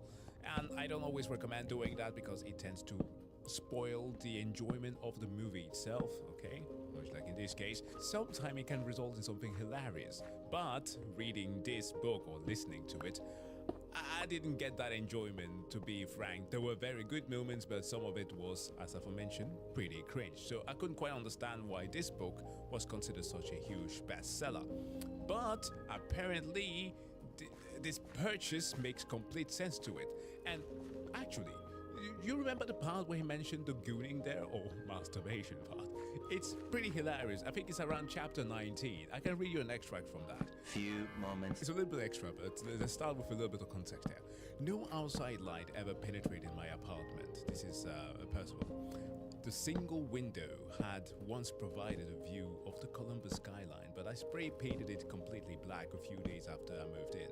I decided that everything outside the window was a distraction from my quest, so I didn't need to waste time staring at it.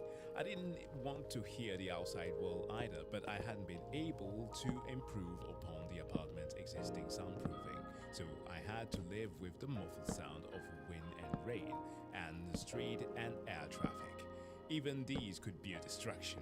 At times, I slip into a kind of trance, sitting with my eyes closed, oblivious to the passage of time, listening to the sounds of the world outside my room. Okay, at this point it sounds like pretty kind of edgy. I'm gonna pretend to be a hiker type that you tend to see in movies, right? But obviously we understand the context. But then it goes rambling about capitalism with inch forward without my actual having to interact face to face with another human being. It gets crazy. And then you get this part here. I confronted the grim realization that virtual sex, no matter how realistic, was really nothing but glorified computer-assisted masturbation. At the end of the day, I was still a virgin, all alone in a dark room, humping a lubed-up robot. God. And my favorite part, okay, this is about the end of it, that actually sells out the point in chapter 20, I would argue that masturbation is the human animal's most important adaptation. You see, thinkers, inventors, and scientists are usually geeks. And geeks have a harder time getting laid than anyone. Without the built-in sexual release valve provided by masturbation, it's doubtful that every human will have ever mastered the secret of fire or discovered the wheel. Give this man the bloody Nobel Prize! No writer has ever exceeded his genius. Masturbation is freaking magical. Hey there, I'm dealership owner Speaking Billy of which. STC. Has your tank recently gone out of commission? Has your plane plummeted to the earth? Well, why not stop on by the sponsor of today's video, War Thunder. Thunder. Down at War Thunder, they have over 2,500 vehicles to choose from. It's the most comprehensive vehicle combat game ever made. Available for free on PC, consoles, and even mobile devices. Hear he, get your American pet right here. They got everything. They got planes. They got tanks. They got helicopters. Here's Face my off pet against that M1 F-22 Abrams. in a biplane like God intended. You aren't gonna get an experience as immersive anywhere else. No simple boxes with hit points here. Where you hit matters. Every vehicle is modeled to a T, and if a part blows off, it'll react like it too. Join the worldwide sensation with over 95 million players in grand PvP battles. You can even play it on your phone. Woo-wee! And you know what? I got a special offer just for you. Use my links in the pinned comment or video description to sign up. New players and those who haven't played in 6 months will also receive a massive bonus pack on PC or consoles. That includes multiple premium vehicles, the exclusive vehicle decorator Eagle of Valor, 100,000 Silver Lions, and 7 days of premium account. Available for a limited time only. So why not come down to War Thunder, where they prioritize what's important in life, like faith, family, killing everything you see with Hell yeah. KV-1B. America! There was a whole ass bidding war for the film rights before Klein even completed the book. According to this Deadline article, Paramount, Fox, and Warner Brothers all fought over this movie, but Warner Brothers won. So like, how? How did the guy who wrote the 33% on Rotten Tomatoes film Fanboys, a comedy about a bunch of nerds trying to break into Skywalker Ranch, end up becoming the belle of the ball for these studios? Well, all it takes is having a good idea. Yeah. Or well, you know, a profitable idea. Imagine a movie where the core theme is nostalgia and popular IPs. Even back in 2010, studios saw the money. In a way, the actual content and quality of the book never mattered that much. They picked up the rights a year before the book even came out. It's not like this was a New York Times bestseller, then a movie adaptation. This was a movie adaptation, then a New York Times bestseller. Which, it sure is a coincidence that happened. Sure was lucky this book, whose movie rights were bought by a major studio, just ended up being on the New York Times bestseller list. Exactly. Worked out for everyone. On an unrelated note, did you... Where's my boy Doug? He finally became a bestseller on Amazon. Get this man his title, New York Times. Yo, gosh darn. No, like seriously, what the f***, New York Times? Let him book. You know that the bestseller list isn't actually reflective of any real sales? It's actually an editorial recommendation list where books are chosen at whim. Make of that as you will. Yeah, it never really mattered how much Klein fumbled the story execution or ranted about jacking off. The concept alone was just so alluring to studios that it ended up becoming a movie directed by Steven Spielberg. Marvin the Martian. The fact this will always be in Spielberg's filmography is just hilarious. A movie with Claptrap stands alongside Jaws and Saving Private Ryan. Do you think Spielberg knows about Street Fighter? When the art department put these characters in and he saw the final product, do you think most of these just went over his head? Hey yo, Steven, how do you feel about people going Hadouken? Spielberg just staring at you with evil intent. Oh, Shameless shit. as this movie is, being a vehicle for nostalgia and all, even literally having nostalgic vehicles, I don't think anyone could have pulled off this adaptation as well as Spielberg. Apparently, the studios wanted Josh Trank to originally direct. No. We already have discount Mice Teller, okay? Please, don't put this on us. Gosh, that was a nice dodge. That would have been hilarious. Why didn't we get that one? They should have done that. No. Sub-Zero. Ready Player One is really two different films happening at the same time. On one hand, we have the live-action real world. It's like a traditional Spielberg film. These sections are very deliberate and readable. It has the energy of an older movie. The visual language is intentionally nostalgic. It's also helped that the score is done by Alan Silvestri, composer for all the Back to the Future movies, Forrest Gump, and The Croods. The score is intentionally cheesy and emotional at times, almost too much. Like, by the end, it just swells so much, I'm just thinking, alright, pull it back a bit. The other half of the movie is a Blur Studios cutscene. Hey! I want to say this race, God. amazing. After suffering through the book, I actually liked the start of Ready Player One. Shows the dorkiness of everyone being obsessed with VR. I even thought, wait, why didn't I like this movie again? Oh. Lex Luthor. I actually very much like the real life aspect of it, especially that intro. That little girl that was just left there at home, like, oh my god, it truly shows how dystopian things can get if, well, a technological advancement get out of control. Which it already has, but, you know, more out of control. Cool. From a technical standpoint, the CGI is pretty impressive in 2025, but in that way, a video game commercial is impressive. True. And it's crazy to see characters in this movie look like Super Smash Bros. Will in 2013. Battletoads. That's really the most the Oasis scenes bring to the table. Like, if you wanted to see a photorealistic Iron Giant, then there you go. And hey, even on this last rewatch, I was not immune to seeing a CGI Gundam fighting Mechagodzilla. That was cool. I thought that was pretty cool. I know. I fell for the propaganda. Hey. I recognized familiar thing, and I like. Hey, listen. When that one trailer showed up with Van Halen jump, of course I went to the movies. Nobody can fault me for that. I fell for the oldest trick in the book. familiar thing, I'm a hypocrite. Look, I'm not above seeing recognizable thing and Space getting Marines. enjoyment out of that. Those I'd actually Space go Marines. against the grain here and say they should have had more recognizable characters in this movie, because the original ones they created look absolutely horrifying. Uncanny. Stop staring at me with them big old eyes. The visual style they went with for the entire Oasis is just baffling. I get it's a video game, and that's the excuse for why the CGI looks the way it does, but did our main protagonists really need to have giant bug eyes? Did I this know. need to be Alita Battle Angel bad? That's why I found it unsettling. It's Alita Battle Angel, but just weird. Because at least in Alita, you had that one distinctive entity which was her, separating her from the rest of everything else. Even when you have characters like Grishka and the other dude whose body got turned into clockworks. God, I forget his name, but he's like a buffer version of Lex Luthor's Nicholas Holt. But anyways, when even those characters look human-like, I don't get it. I don't get why they went with this.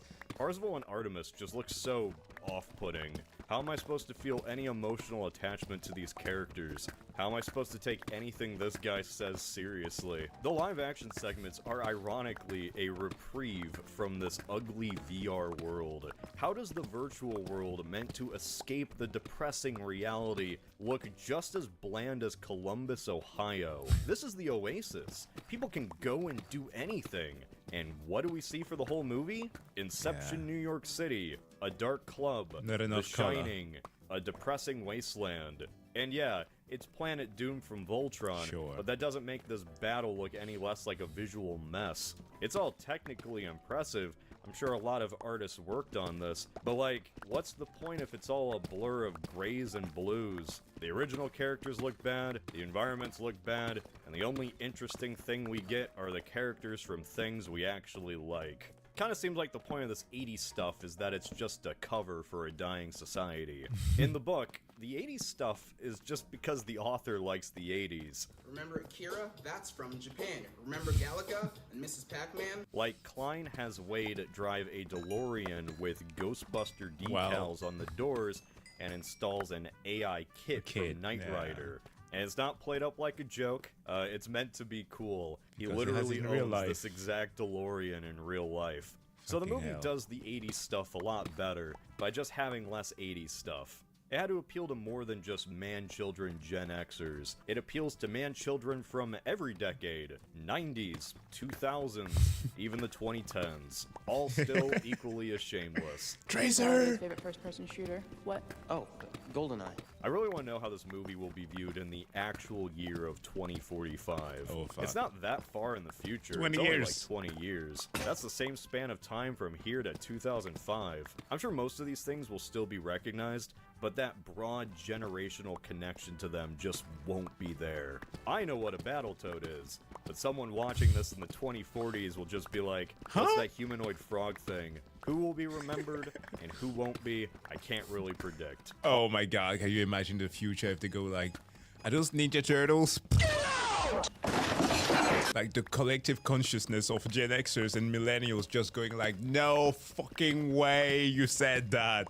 But you bet that there will be people who will say something like that. But hey, times they are a-changing. All I can say, though, is that this movie is going to be very baffling to people in 20 years because nobody will remember Tracer from Overwatch. Tracer shows up like 4 different times. It's so distracting. Sleeping in bathroom breaks? It's a constant reminder this was made in 2018. Yeah. In 2 decades, people are just gonna be like, who the f*** is this? Why do they keep showing this girl? Is she an original character? No. Nope. This was just a big game in 2018. And Blizzard dropped the ball so hard, it's now the most poorly aged inclusion in a movie that has TJ Miller as comic relief. The Tootsie Pop. Remember that old commercial with the... Anything referencing TJ Miller has not aged well at all. To be fair, though, at least I remembered Tracer was even in this. Did you know a Battleborn character was in the background? Remember Battleborn? Anyway, everyone is stupid in this world. In the book, it at least makes sense why it's been That's mean. years and nobody has ever found the first key. Nobody even knows where to start. In the movie, the first key is locked behind this race, and anyone who wins the key. Nobody has won the race in 5 years. They keep getting smashed by King Kong. So what could the solution possibly be? Just go backwards. Yeah, in the movie, Wade gets the first key because he was the first one to go backwards. Like- In our world where speedrunners break games Yes! just for a 10-second time save, nobody broke this game with a $500 billion on the line. Spawn! If this contest was real, gamers would have cracked this egg hunt in under a week. Hell, someone would have gotten the first key in the same hour Halliday died. Going backwards is the first thing anyone Dude, would have well done. done. Even if Exactly. by accident. Now, to be fair, I saw someone on the Ready Player One subreddit, the only place I actually see people discuss this thing, theorize that maybe somebody needed to see Halliday's old memories and figure it out in front of the butler, because the butler is Simon Pegg, don't worry about it, and then Simon Pegg would activate the trap door to go backwards. I think that's giving the movie way more credit than it intended. If the movie really wanted the audience to know this very clever thing, then maybe Simon Pegg would have told Wade that that's how the first key worked at the end of the movie. I just don't see Klein and the writer of Free Guy recognizing that this whole backwards thing is really dumb, and they intended for the butler noticing to be the way that the first key actually worked. I think if that's what they actually intended, they would have just told the audience, because they want the audience to think the movie's more clever than it actually Exactly. is. For what we're given in the actual movie, though, Wade was just the first guy to go in reverse. And there is no Snyder Cut, so stop. Stop the speculations. Not even the big bad Amazon company with their infinite resources has ever tried to go backwards at all. And I this is know. a company that can dox people and bomb their house. Yeah, Wade gets doxxed. Director Krennic finds out where he lives, and after Wade turns down their offer to find the egg, they just blow up his trailer. This scene is really all you need to know about just how different the book and movie are. In the movie, Wade reacts like, holy shit, things are real. He panics. He calls up the trailer, sprints to the stacks to warn people about the bombs. But it's too late. His aunt and her boyfriend are dead, alongside like 30 other people. He Yeah. wants vengeance. In the book, Wade does not give a shit. They blow up the stacks, and it's just waved away like, by Wade himself. He hates his aunt and boyfriend. He kind of seems glad they're dead. And it's kind of more fucked up, because in the books, full families live around their trailer. Like, actual children die in this because of Wade's actions, and he never remarks on this at all.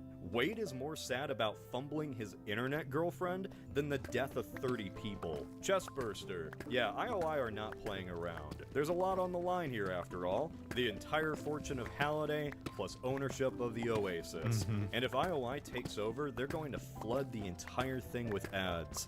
Milk the Oasis for all the money they can make. You know, however the Oasis makes money, considering it's essentially free to play, but somehow Halliday made billions. Wait, how did Halliday make billions? The gamification of everything, as I said at the start of the video. Like, I am surprised that a content creator like, let's say, CoffeeZilla, who tends to cover like scams, has not, in the entire time that he's been recording and editing from his $1 billion recording studio, hasn't included the clip of Ready Player One in there, because it's quite literally what they do. The Oasis is really just a stand-in for the internet. I get that. This is an absolute wild west of digital space, and the corporations are trying to take it over and commercialize it. The world and lore is written in the way that it is, because this is fundamentally a plucky underdog story. A David versus Goliath situation where the gamers have to fight to protect the internet from the big bad corporation. Hell The yeah. story only works if everyone is fighting over something incredibly valuable, something that IOI would kill for. The story also only works if Halliday is the one who personally offers up the reward himself. It's a simple, fun concept that you just forget about after watching the movie. You just saw Chucky stab a guy. You didn't think about the plot. Fucking Chucky! What the hell? But then while I was writing this, I started thinking about it. And I kept thinking. And I kept thinking even more. So like, the Oasis is basically free to play. Or, well, it only costs $0.25 to start an account.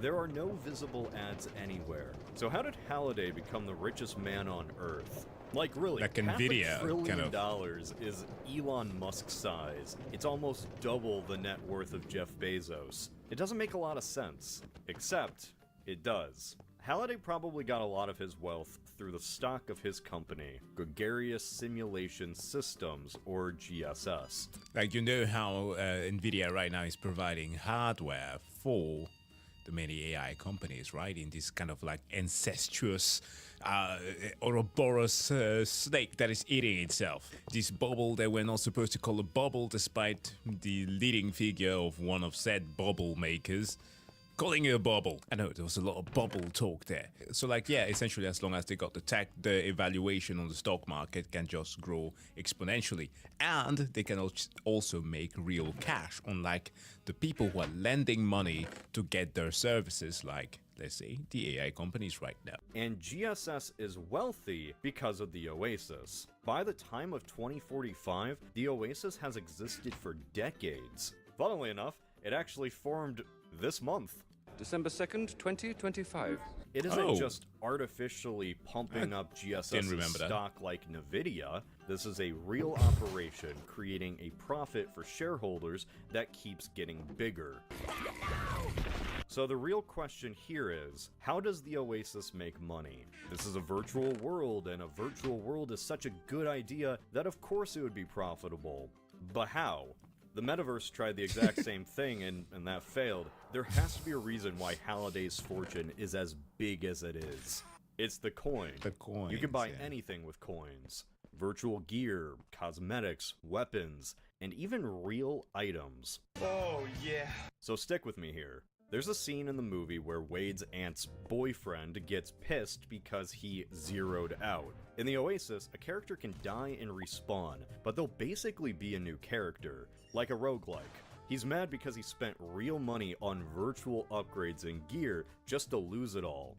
That artifact was gonna pay for the house. Wait, how much of our house money did you spend on upgrades? Well, all of it. So we know that real money is going into the Oasis every day and being transferred into coins. A movie from 2018 might have a scene like this, and it's just people spending their money on video game coins. But someone from 2025 would look at this and go, oh shit, this is just crypto. Because not only can you buy virtual gear with the coins, you can buy real items too.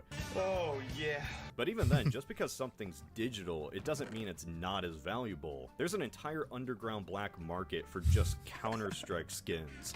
Real money being made on virtual stuff. Real lives being ruined by people spending actual money on digital stuff they might not even get. Oh, I'm a little bit disappointed that he didn't add in the amazing edit of Jake Gyllenhaal just showcasing the knives. It's awesome. It's so lifelike. Oh shit, this is just online gambling. In the story of Ready Player One, James Halliday is this Willy Wonka figure. His biggest flaw is that he's too obsessed with pop culture and never really lived a real life. He's kind of the emotional core to the film, where the entire Easter egg hunt is just him expressing his greatest regret, where he never told his crush how he really felt. She wanted to go dancing, so we watched a movie.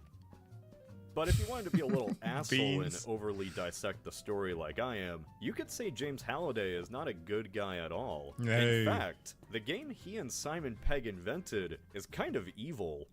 Take it out of here!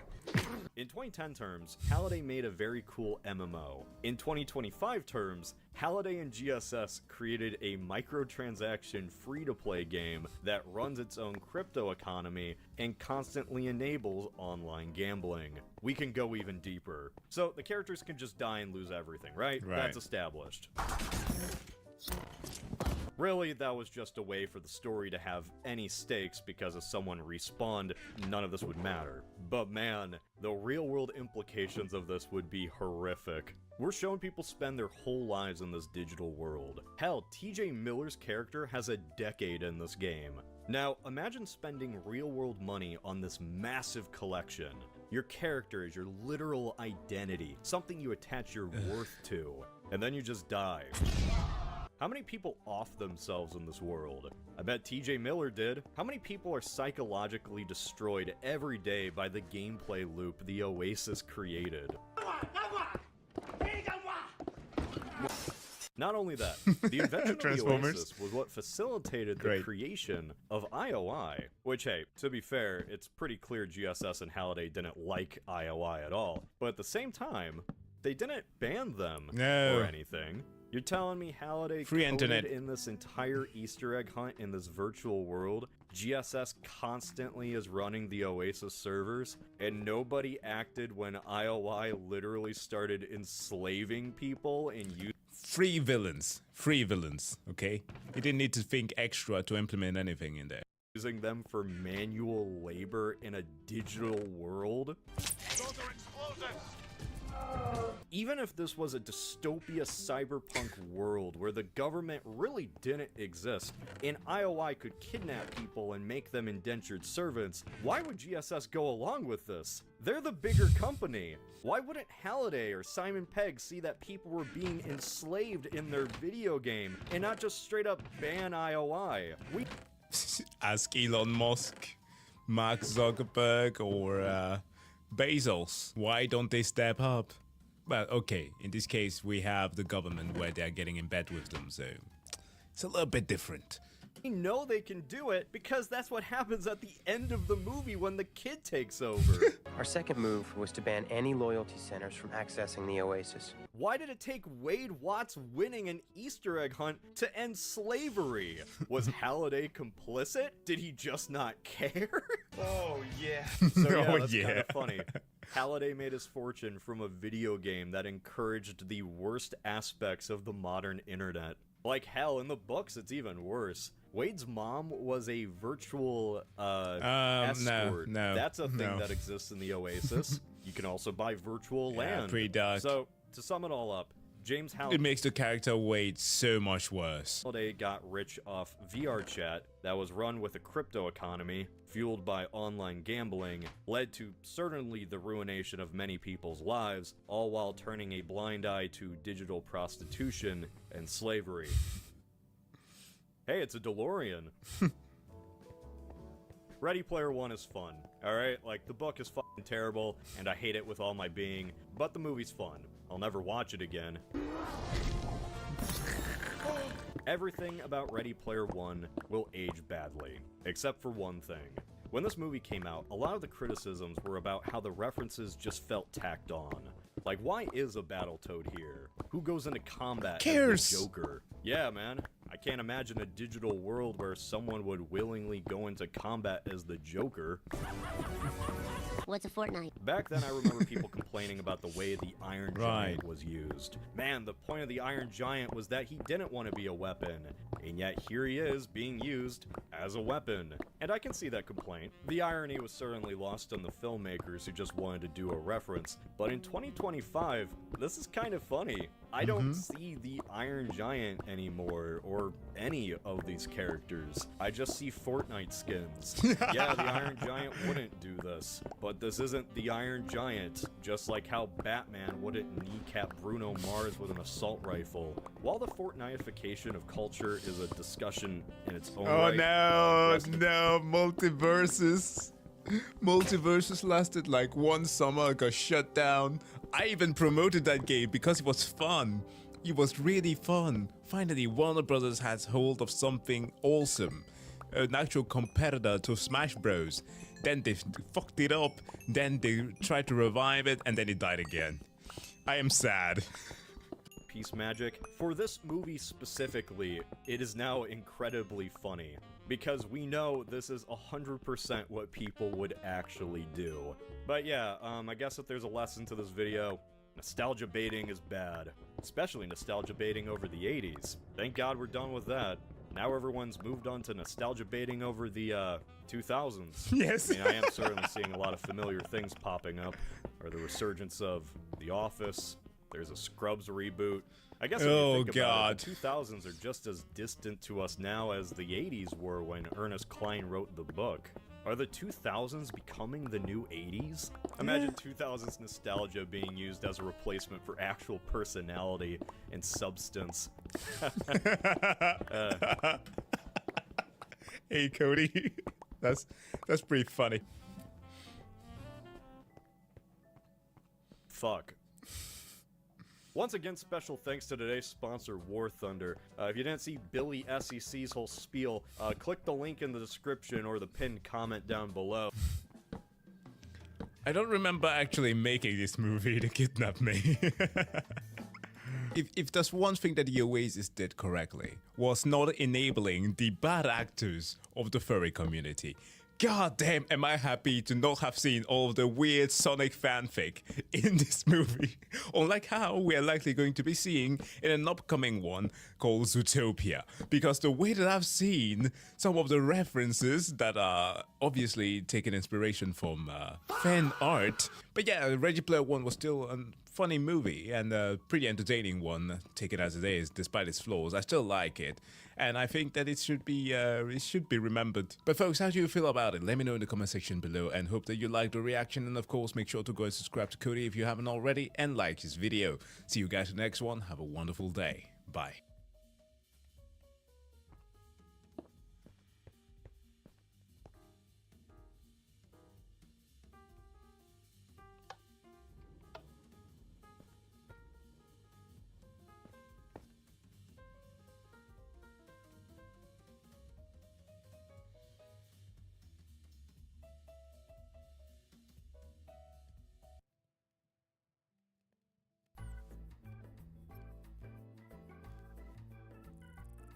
What's up folks, Jack here with another video here to check out some more from the Pointless Hub channel. This time around, we are checking out a video on when Hollywood made 2 asteroid movies the same year. You know me, at least for those of you who are familiar with the channel, I have a degree in astrophysics, so this is my jam. And I have watched both of these movies, Deep Impact as well as Armageddon, and I would just say that I have a bias towards Deep Impact because it takes kind of the situation somewhat seriously, despite the fact that there are shortcomings with both of them. But like, Armageddon is just too goofy for me. Like, we went through the Bayiverse, right? Because Armageddon is obviously a Bay movie. And unlike with the Transformers movies, I don't quite have the ability to switch my brain off when I have to watch something or rewatch something like Armageddon. Because it's just too silly. But I do understand that that movie has that much of a cult following, because obviously it was during the era of Bruce Willis, where he was just too grandiose. Like Arnold, Stallone, Richard Gere, Pacino, these were people whose namesake alone will sell movies at the time. So I'm pretty sure that they chose him as the protagonist there simply to sell the movie. And of course, on the other side you have Elijah Woods actually, and yeah, god damn, that was Elijah Woods. And Morgan Freeman to do what he does best, exposition, and just sell a hopeless, sad movie. But before I go too far on a rant, we have the take here from Cody, who's gonna explain to us how this all came about. Imagine you're a Hollywood studio. You want to make a movie about, I don't know, monster cows or something. Everyone loves the monster cow idea. You greenlight the movie, put millions of dollars into this fresh idea, but then, that's when you find out. Another studio's making a monster cow movie too. If it's A24, then it's gonna be better. Well, despite the fact that they too are growing to the size of, like, you know, just like in the video game industry, they are becoming a bit more like a AAA studio now. But they're still delivering a lot of quality. Anyways. How did this happen? Did they steal the idea? Was it just a coincidence? Nope. Doesn't matter now. I guess we just got 2 monster cow movies releasing in the same exact year. Matter now. I guess in the same time as Justice League, okay. We just got 2 monster cow movies releasing in the same exact year. These are called twin films. Sometimes Hollywood just makes 2 movies about the same idea in the same year. Sometimes... Oh! I know I'm pausing a lot quickly here, but STV. Oh, I have forgotten about this one. Yeah, Matthew McConaughey and Woody Harrelson. Yeah, literally the one where they are filming his life, just like they do in the Truman Show. But this STV was inspired by a Canadian show, right? So like there's actually a TV show that it drew inspiration from. Yeah, we get to see these things happen once in a while, right? Shark Tales did something similar. It was released at the same time, the Will Smith movie, at the same time as Finding Nemo, The Illusionist and The Prestige. Oh my days, The Prestige, one of my favorite movies that Nolan has ever made. Yeah, similar thing. Same year. Sometimes script ideas just float around and are picked up by studios. Other times executives take ideas with them to their new job. Oh. It's a thing that happens for some reason, and I find it incredibly funny. Like how Bug's Life is about an outcast inventor finally using his abilities to save his home, and how Ants is about Woody Allen in Starship Troopers. The year is 1998. A year which had literally every good game ever made, American Godzilla, and for some reason, 2 movies about the Earth getting hit with an asteroid. Deep Impact and Armageddon. 2 films see humanity facing an apocalyptic threat. An asteroid, or comet, is about to hit the planet, and a small band of astronauts have to stop it. That is where the similarity between these movies ends. Yeah. Yeah, this isn't gonna be like that White House video at all, where they're pretty similar with some minor differences. Oh shit, I've gotten this video recommended to me. It's literally right there in the recommendation. White House Downs and Olympus Has Fallen with Gerard Butler. Yeah. I have not watched either of those movies. I don't know why. They just seem just too campy for me. But yeah, I might check that video out as well.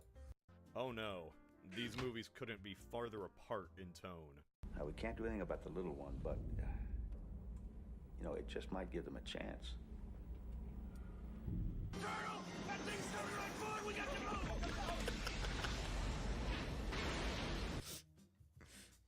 Deep Impact begins with Elijah Wood discovering a comet. A comet that's going to hit the Earth.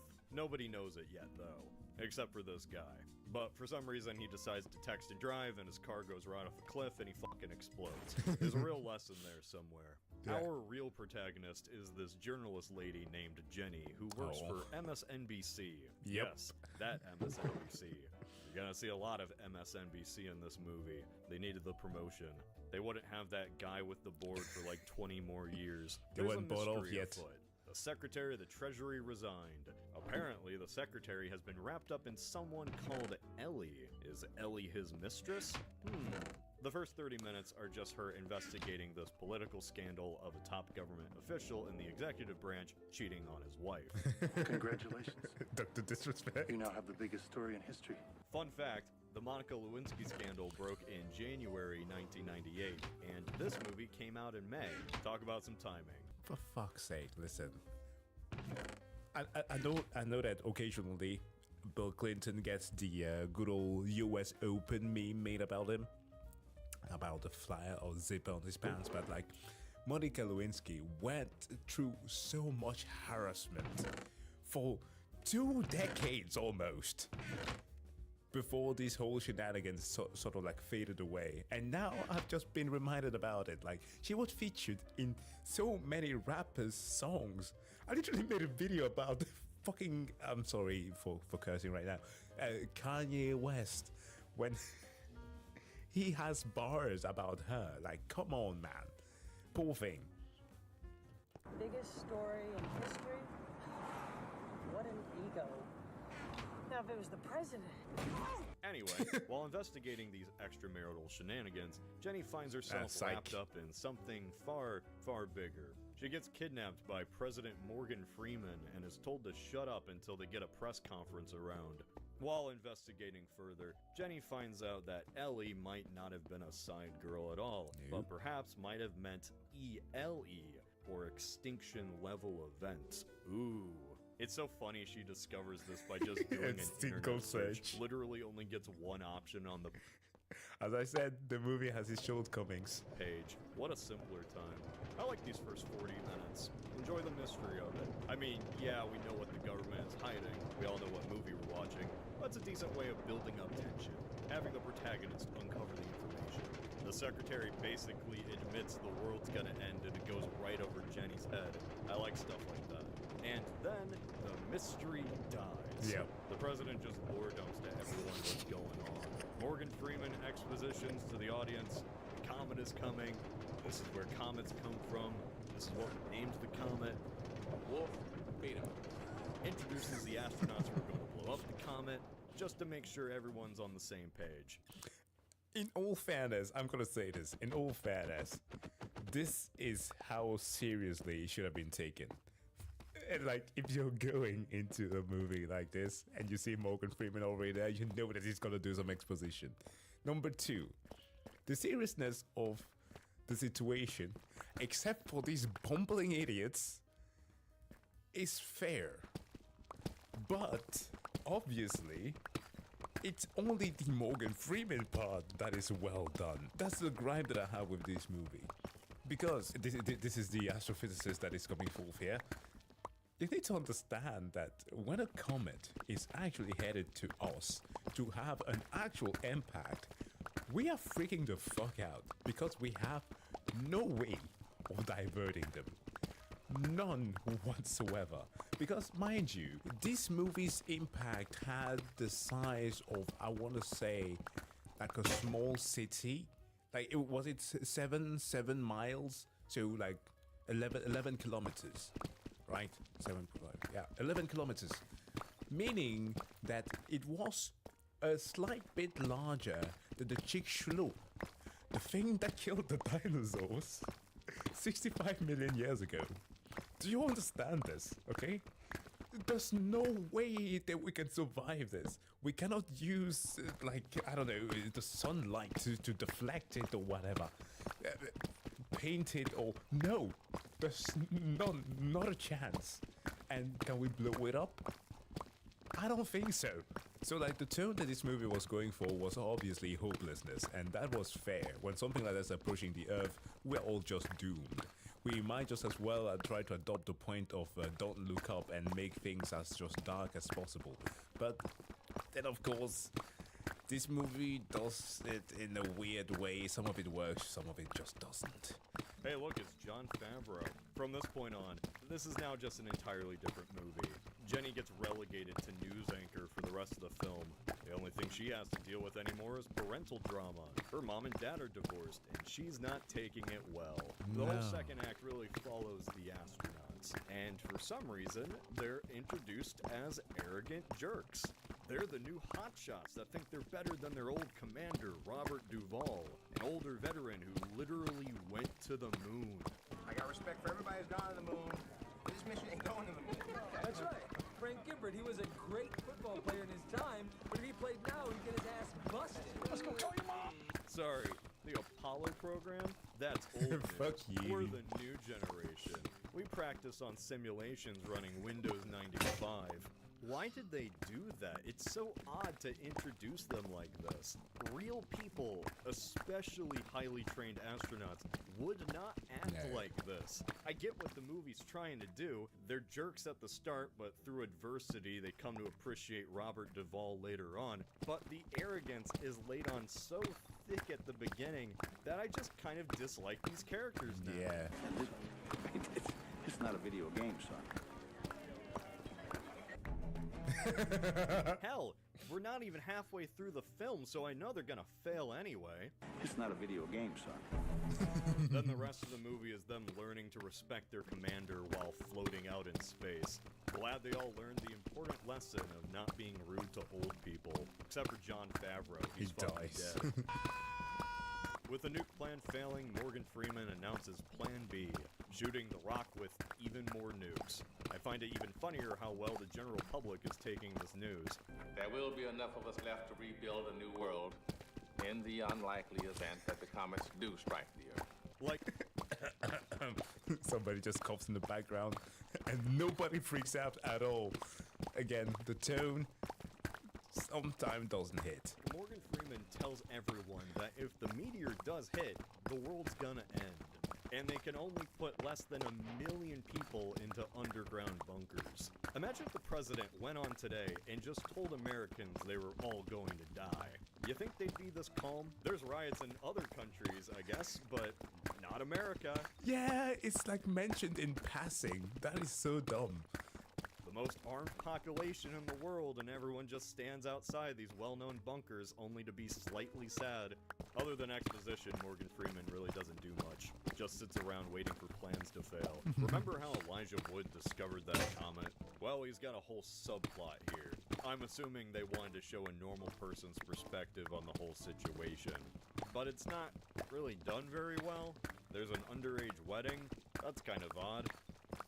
Oh shit! Okay, so Elijah Wood and his family I've got forgotten about accepted this. into the government bunker because he discovered the comet, right? Yeah. Well, he wants his little girlfriend and her family to join them too, which is why the whole underage marriage thing happens. But the government US find government out. saw through that clever disguise and forces her parents to stay behind. Aw. So she does too.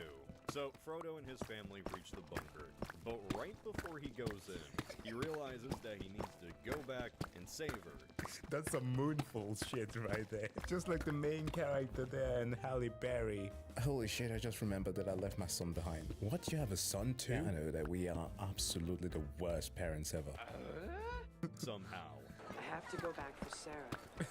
Mom, I'm going. Kinda seemed like a decision you should have made before getting on the bus, but oh well. He's confident though that he can go back and get her somehow before the comet hits. His parents hear this plan and just let him do it. Yep. I'm gonna make it.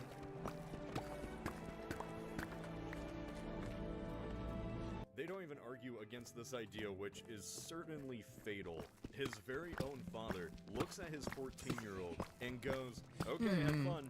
Even if his parents believed he could save her, neither of them go back with him to make sure he finds her safely. Or, you know, survives. They all just go into the bunker. Nope. The world is literally ending and they just wave their kid off on a journey across Middle-earth, staying behind in the actually safest place you could possibly be. After the missiles failed, Morgan Freeman gets on TV and just tells everyone they're gonna die. And there's nothing we can do to stop them. Would you say it's time for everyone to panic? Yeah. Yes, I would, Ken. He is just not holding back. So this is it. The world does go on. Will not go on for everyone. Why does this remind me of like a skit from like Key and Peele?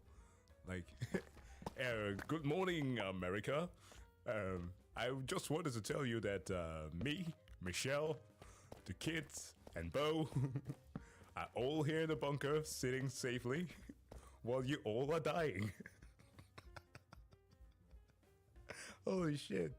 Most of Deep Impact is about the emotions of it all. Preparing for the inevitable, reflecting on the end. Do we reconcile with family despite past grievances, or do we straight up off ourselves like Jenny's mom did? Oh shit, Oh, she boy. killed herself Jenny's mom's too. entire arc is just so depressing.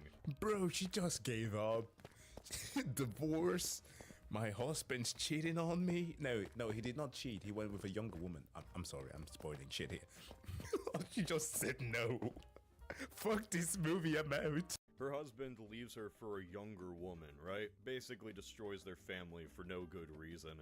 And when she hears the news that nobody over the age of 50 will be let into the bunkers, she just gives up and ends it all. So after that first detonation failed, the comet split in two, with a smaller fragment of the comet going to hit Earth before the bigger one does. And the smaller fragment actually does hit right into the middle of the Atlantic Ocean. Whenever anyone actually remembers Deep Impact, this is the scene they remember. Yeah. Jenny decides to give up her place at the bunker to save her friend. She decides to reunite with her dad on the beach they once went to as a family. They share one final moment together as the wave comes in. Fans of the movie really like this scene. I get it. But this just makes her mom's death even worse. Like, her mom died alone and depressed, all because of her dad. I feel like an orphan. Yet at the end of the movie, Jenny just does a 180 so we could have this final scene. Daddy. I don't know, maybe if they didn't have the mom die like that, this wouldn't leave such a bad taste in my mouth. Listen, folks, I want to cast a petition to make this lady right there like S tier on a list of like the saddest deaths in disaster movies.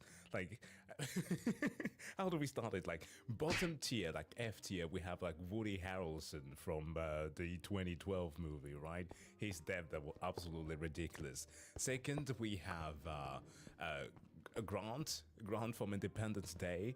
E would be Jack from the Titanic movie. D, we have the, I don't know, the random dude that lost his life in The Happening, just sitting there in front of a lawnmower. And C, we have, oh shit, here's a movie that he has yet to cover. Freaking Geostorm. The chick that did not want to save her boyfriend at the beach there in Brazil. Like, I know that I'm choosing some goofy stuff right there, and you might be wondering, hey, but Jack, isn't the death of Jack in Titanic sad? No. B, I will go with Frank from 28 Days Later, and or that guy who throws himself immediately in The Day After Tomorrow, because that was freaking shocking. And A, let's say David from Interstellar, you know, the guy who he did not die, but he waited on that space shuttle for 23 years. Yeah, he might just as well as have offed himself. And then, of course, her mom in S tier. God damn, I'm diabolical. Ever die in an accident or something? Fall down the stairs, slip on an ice cube. Where was I? Oh yeah, Elijah Wood dirt bikes up a mountain to escape a tsunami. The astronauts sacrifice themselves to destroy the bigger comet. Everyone is saved. You know, except for the ones that weren't. Yep. Dude, Humanity may be battered, millions may have died, but at the end of the day, the federal government of the United States survived. Yep. And isn't that all that really matters? You don't trust the man you're working with, you're... Oh my god. See, then comes this thing right here that is just looking at the whole situation and being like, nah, we gotta have fun with it. Like, I get it at this point. Wait, no! Okay, I'm going to let him make the reveal right there because I just realized something extremely stupid about it. Oh my god. Okay.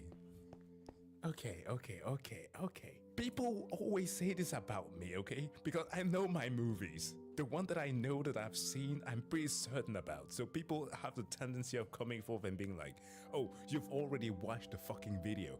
No, I have not. So I'm gonna shut the fuck up and let him explain. Because I just fucking realized something about this damn movie that is even stupider.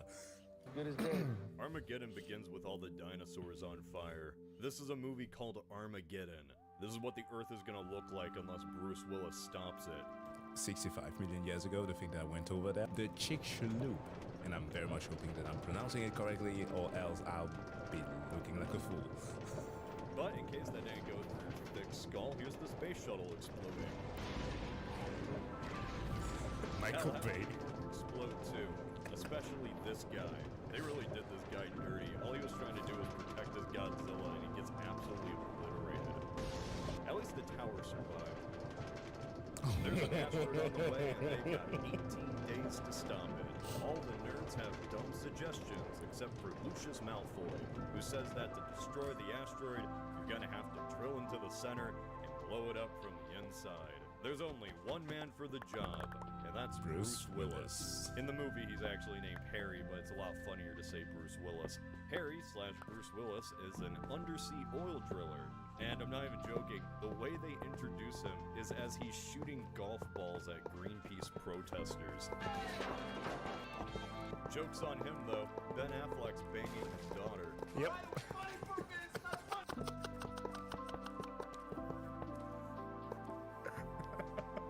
The Transylvania thing. That's good. What a way to introduce these characters. This is just the first 15 minutes, by the way. In the same span of time, Jenny was interviewing the Secretary of the Treasury. Turn the camera off. Meanwhile, Armageddon is doing this. I love her. Way wrong answer! So yeah, the plan is simple. Get the best drillers in the world, shoot them up Hey, into rock and space, stone. plant the nuke, hope for the best. Billy Bob Thornton and Keith David now have to make sure Bruce Willis and his gang of morons are up to the task of deep space travel. Let's introduce our little Suicide Squad, shall we? There's Chick, Harry's number 2. He's divorced and a gambling addict. Yep. Steve Buscemi is a sex pest. Steve Buscemi. God fucking damn it. This dude, every damn role, he has to be a pervert. Max is fat. Michael Clark Duncan is Michael Clark Duncan. And Owen Wilson is here too. Oh man. Who I entirely forgot was in this. He dies. But Michael Clark Duncan, oh my god, rest in peace. He fucking dies. Will these chuckle nuts have what it takes to save the world? Who's to say? Half the movie is them on Earth doing wacky hijinks preparing to go to space, and the other half is them being in space. Also, there's that weird scene in the middle with the animal crackers. I forgot about this with Liv Tyler. I don't want to close my eye. Oh my god. Music made by her dad. That's nasty. That's nasty. See, we talked about Jenny's mom, right? Were I to be Steven Tyler, and I found out, because I don't know, I will guess that he knew, but were I to find out that my song was made to be played in a scene like this with my daughter in it,